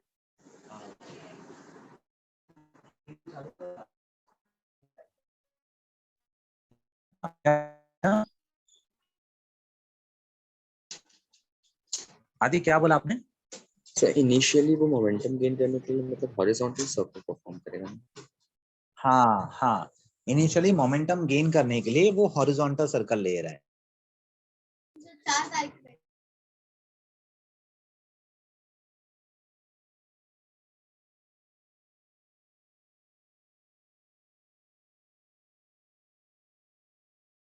तो हल्के से बाइक के टायर इधर है, यहाँ पर बाइक है और पर्सन इधर है, पर्सन का सिर इधर है, उसके हाथ पैर ऐसे हैं, मतलब पूरा उल्टा पोजीशन है। और वही चीज जब नीचे आएगी ना, तो टायर इधर रहेंगे, बॉडी इधर रहेगी और पर्सन इधर रहेगा, इसका हाथ और पैर। समझ रहे हो? Yes sir. हाँ, तो जब ये ऊपर पहुंच रहा है ना, तो उस टाइम पे वो ऊपर वाले सरफेस के साथ हमेशा कांटेक्ट में रहेगा, ऊपर वाले ये सरफेस के साथ कांटेक्ट में रहेगा। जैसे इसका कांटेक्ट यहाँ से छूटा, ये सीधा नीचे गिरेगा। कांटेक्ट ना छूटे इसलिए ये अपनी स्पीड बढ़ा देता है, ऊपर जाता है तो स्पीड बढ़ाता है, जिससे एटलीस्ट वो यहाँ का सर्कल कम कर सके। और नीचे आते आते वो बाइक की स्पीड कम करता है, क्योंकि वैसे भी ग्रेविटी उसे नीचे खींच रही है। ऊपर जाते जाते बाइक की स्पीड बढ़ा रहा है, क्योंकि ग्रेविटी अपोज कर रही है। ये वो करता है, बट हमें क्या दिखता है? हमें लगता है वो कांस्टेंट स्पीड से सर्कुलर मोशन करे जा रहा है। उसको ध्यान रखना है, हमें नहीं, हमें सिर्फ देखना है। तो ऐसे में इसके ऊपर दो फोर्स काम कर रहे हैं, एक mg नीचे की तरफ जो पूरे बाइक का और पर्सन का है, और एक नॉर्मल रिएक्शन जो ये सरफेस, ये वाला सरफेस प्रोवाइड करता है नीचे की तरफ। उसी प्रकार इधर भी mg नीचे की तरफ है और नॉर्मल रिएक्शन ऊपर की तरफ है, जो ये सरफेस प्रोवाइड करता है। कुछ समझ रहे हो? Yes sir. हाँ, इसको हम बोलते हैं स्फीयर ऑफ डेथ। अच्छा, आगे देखो क्या लिखा है। अभी मैं पैराग्राफ फिर से फटाफट पढ़ लेता हूँ। This is a popular show in a circus. During this, two wheelers rider और riders undergo round inside a hollow sphere, starting with a small horizontal circles and then eventually perform revolution along vertical circle. Horizontal circle से करते करते वो ऊपर पहुंच जाते हैं और ऊपर vertical circle लेना चालू करते। The dynamics of this vertical circle motion is same as that of the point mass tied to the string, except that force due to tension, जो string के अंदर force था, वो convert होके normal reaction बन गया। If you have seen this show, try to visualize that initially there are nearly horizontal circle. अगर आपने ये मोशन देखा होगा तो पहले ध्यान दो कि वो नियरली हॉरिजॉन्टल सर्कल ले रहे। The linear speed is more for larger circle, but angular speed is more for smaller circle. अभी ये क्या है? बड़ा सर्कल लेना है तो लीनियर स्पीड बढ़ानी पड़ेगी, बड़ा सर्कल लेना है तो लीनियर स्पीड बढ़ानी पड़ेगी। बट अगर आप लीनियर स्पीड बढ़ा रहे हो तो आपकी एंगुलर स्पीड भी डिफर हो जाएगी। थोड़ा कंफ्यूजन है, मैं क्लियर करता हूं। एक रॉड है, ये देखो, दूसरा एग्जांपल ले रहा हूं मैं, ध्यान देना। एक रॉड है, सेंटर से लॉक किया है, यहाँ एक रॉड है, इधर एक बॉक्स है, इस बॉक्स में एक पर्सन को खड़ा रहना है अंदर। हाँ, इधर रॉड और एक्सटेंड हो रहा है, इधर दूसरा बॉक्स है, इधर दूसरे पर्सन को खड़ा रहना है। अब ये रॉड रोटेट हो रहा है। कौन रोटेट कर रहा है? कोई मैकेनिज्म है, उससे रोटेट हो रहा है। तो जैसे जैसे रोटेट होगा ये रॉड यहाँ पहुंचेगा, इधर एक बॉक्स आएगा, यहाँ पहुंचेगा, इधर एक और बॉक्स पहुंचेगा, यानी ये वाला बॉक्स इधर पहुंचा, ये वाला इधर पहुंचा। थोड़ी देर के बाद रॉड इधर पहुंचा, ये बॉक्स है, ये दूसरा बॉक्स है, ठीक है, यानी ये बॉक्स इधर पहुंचा, ये बॉक्स इधर पहुंचा। अगर ये सब कुछ साइमल्टेनियसली हो रहा है तो बॉक्स 1 में बैठा हुआ पर्सन और बॉक्स 2 में बैठा हुआ पर्सन सेम स्पीड से मोशन करेंगे या अलग अलग स्पीड से? Same speed. बॉक्स 1 में बैठा हुआ पर्सन, उसको दौड़ना है, बॉक्स 2 में बैठा हुआ पर्सन, उसको भी दौड़ना है, दोनों सेम स्पीड से दौड़ेंगे अलग अलग स्पीड से? अलग अलग। अलग अलग। फिर से सोच लो। सर रिपीट करो ना। रिपीट कुछ नहीं बेटा, सेम ही कॉन्सेप्ट है। देखो ना, आपका रॉड 1 मतलब वो जो बॉक्स 1 है, वो बॉक्स 1 में एक पर्सन है जो जिसके आजू बाजू सिर्फ बॉक्स है बट पैर उसके नीचे जमीन पे है, और बॉक्स 2 के अंदर भी एक पर्सन है, आजू बाजू बॉक्स है, नीचे जमीन पे उसके पैर है। अब जैसे मैकेनिज्म स्टार्ट हुआ, इलेक्ट्रिक सिस्टम है स्टार्ट हुआ, तो रॉड यहाँ से मूव करके इधर पहुंचा, मतलब ए पॉइंट से मूव करके बी पॉइंट पहुंचा और सी पे पहुंचा। तो फर्स्ट वाला बॉक्स में जो पर्सन है वो यहाँ से इधर पहुंचेगा, और सेकेंड वाला बॉक्स में जो पर्सन है वो यहाँ से इधर पहुंचेगा। तो दोनों की स्पीड सेम होगी या अलग अलग? सेम होगी। अलग अलग। दोनों की स्पीड अलग होगी। कैसे पॉसिबल है दोनों सेम स्पीड से ट्रैवल करके सेम सर्कुलर मोशन कवर करे? हाँ तो दोनों हाँ का हाँ रेडियस सॉरी डिफर सॉरी। होगा ना? रेडियस डिफर हुआ ना बेटा, रेडियस डिफर हुआ तो वेलोसिटी बढ़ानी पड़ेगी ना दूसरे वाले को। Yes sir. हाँ तन्वी बेटा, डिफरेंट डिफरेंट करना पड़ेगा। पॉइंट ए पे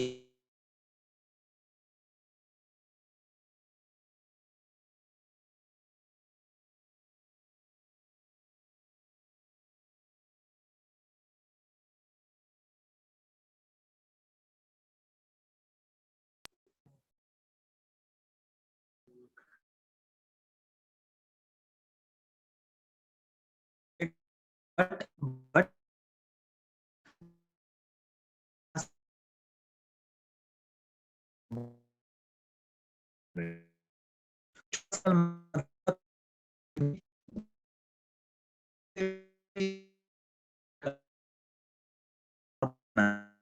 बॉक्स के अंदर उसको ज्यादा तेजी से भागना पड़ेगा ऊपर तक पहुंचने के लिए, यानी ऊपर करना पड़ेगा, बड़ा सर्कल कवर करना है।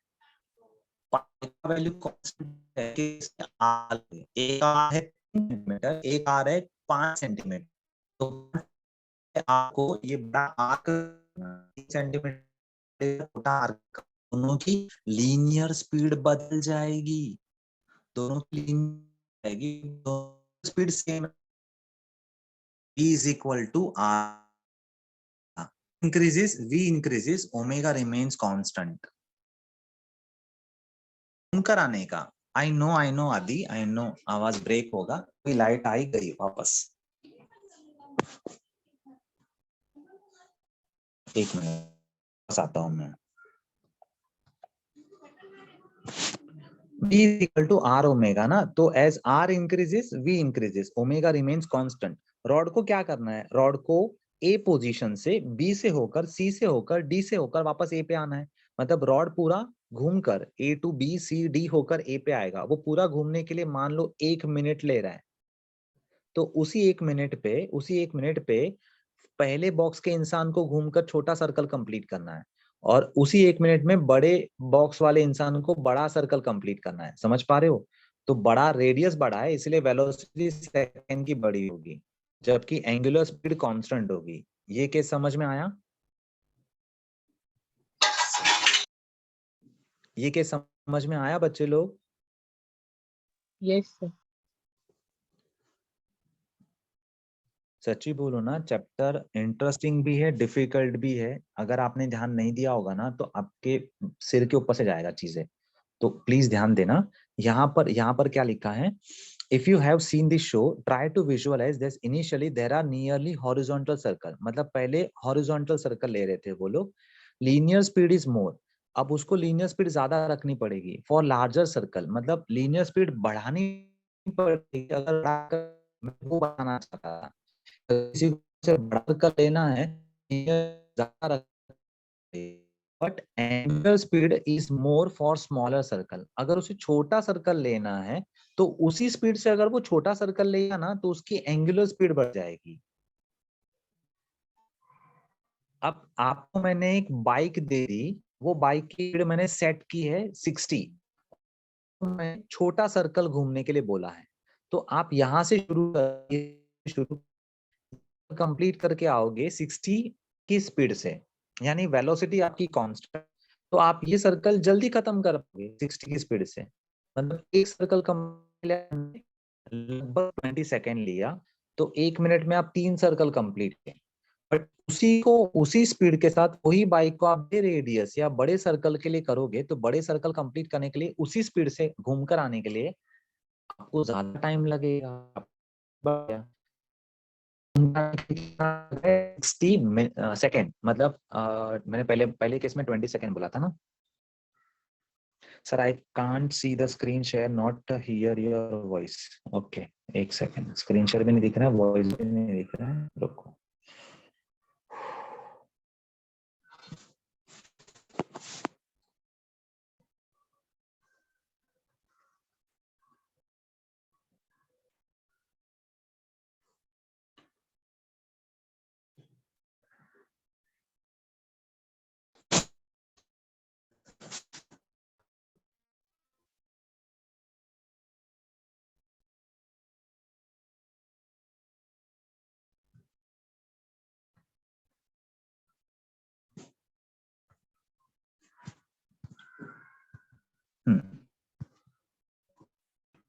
सिक्सटी मीटर प्रति सेकंड की रफ्तार से अगर कोई बाइक छोटा सर्कल कंप्लीट कर रहा है तो वो 20 सेकंड में एक सर्कल कंप्लीट कर रहा है, तो 1 मिनट में वो 3 सर्कल कंप्लीट कर लेगा। ठीक है, मतलब उसकी फ्रीक्वेंसी 3 हो गई। बट उसी 60 मीटर प्रति सेकंड के रफ्तार से अगर कोई बड़ा सर्कल कंप्लीट करके वापस आ रहा है तो उसको ये बड़ा सर्कल कंप्लीट करने को 60 सेकंड लग रहे हैं, मतलब 1 मिनट में वो एक सर्कल करेगा। छोटा वो 1 मिनट का, बड़ा वो 1 मिनट में एक कर रहा है, तो फ्रीक्वेंसी कम हो गई, फ्रीक्वेंसी कम हो गई, यानी एंगुलर स्पीड कम हो गई। वेलोसिटी उतनी है बट एंगुलर स्पीड कम हो गई। सर्कल लेते हो तो एंगुलर स्पीड हो जाती है, और छोटा सर्कल लेने पर एंगुलर स्पीड बढ़ जाती है। आपने वेलोसिटी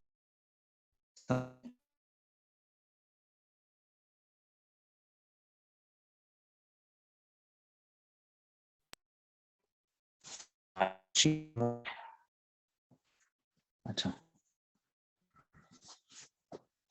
सबको मेरा आवाज आ रहा है या काफी ये हो रहा है, आवाज डिस्टरबेंस हो रहा है? सो लैग हो रहा है। सर बहुत ब्लर हो रहा है, लैग हो रहा है। लैग हो रहा है ना? एक काम करते हैं, मैं यहाँ पर 5 मिनट पहले एंड कर लेता हूँ। हम लोग नेक्स्ट क्लास थर्सडे को अगर लाइट का सब कुछ ठीक रहा ना तो 5 मिनट एक्स्ट्रा एक्सटेंड कर लेंगे, ठीक है? यस सर, हाँ ओके, तो थैंक यू इधर सर, बाय। हाँ इधर एंड करते हैं। चलो बाय बाय बाय। तो होमवर्क का क्या है? होमवर्क के लिए 4 डायग्राम है। हाँ अच्छा हुआ पूछ लिया, 3 थे, 4 डायग्राम्स हो गए। मैं दिखा देता हूँ। फर्स्ट ये दोनों डायग्राम है जो आपको यहाँ दिख रहे हैं, ये दोनों। ओके,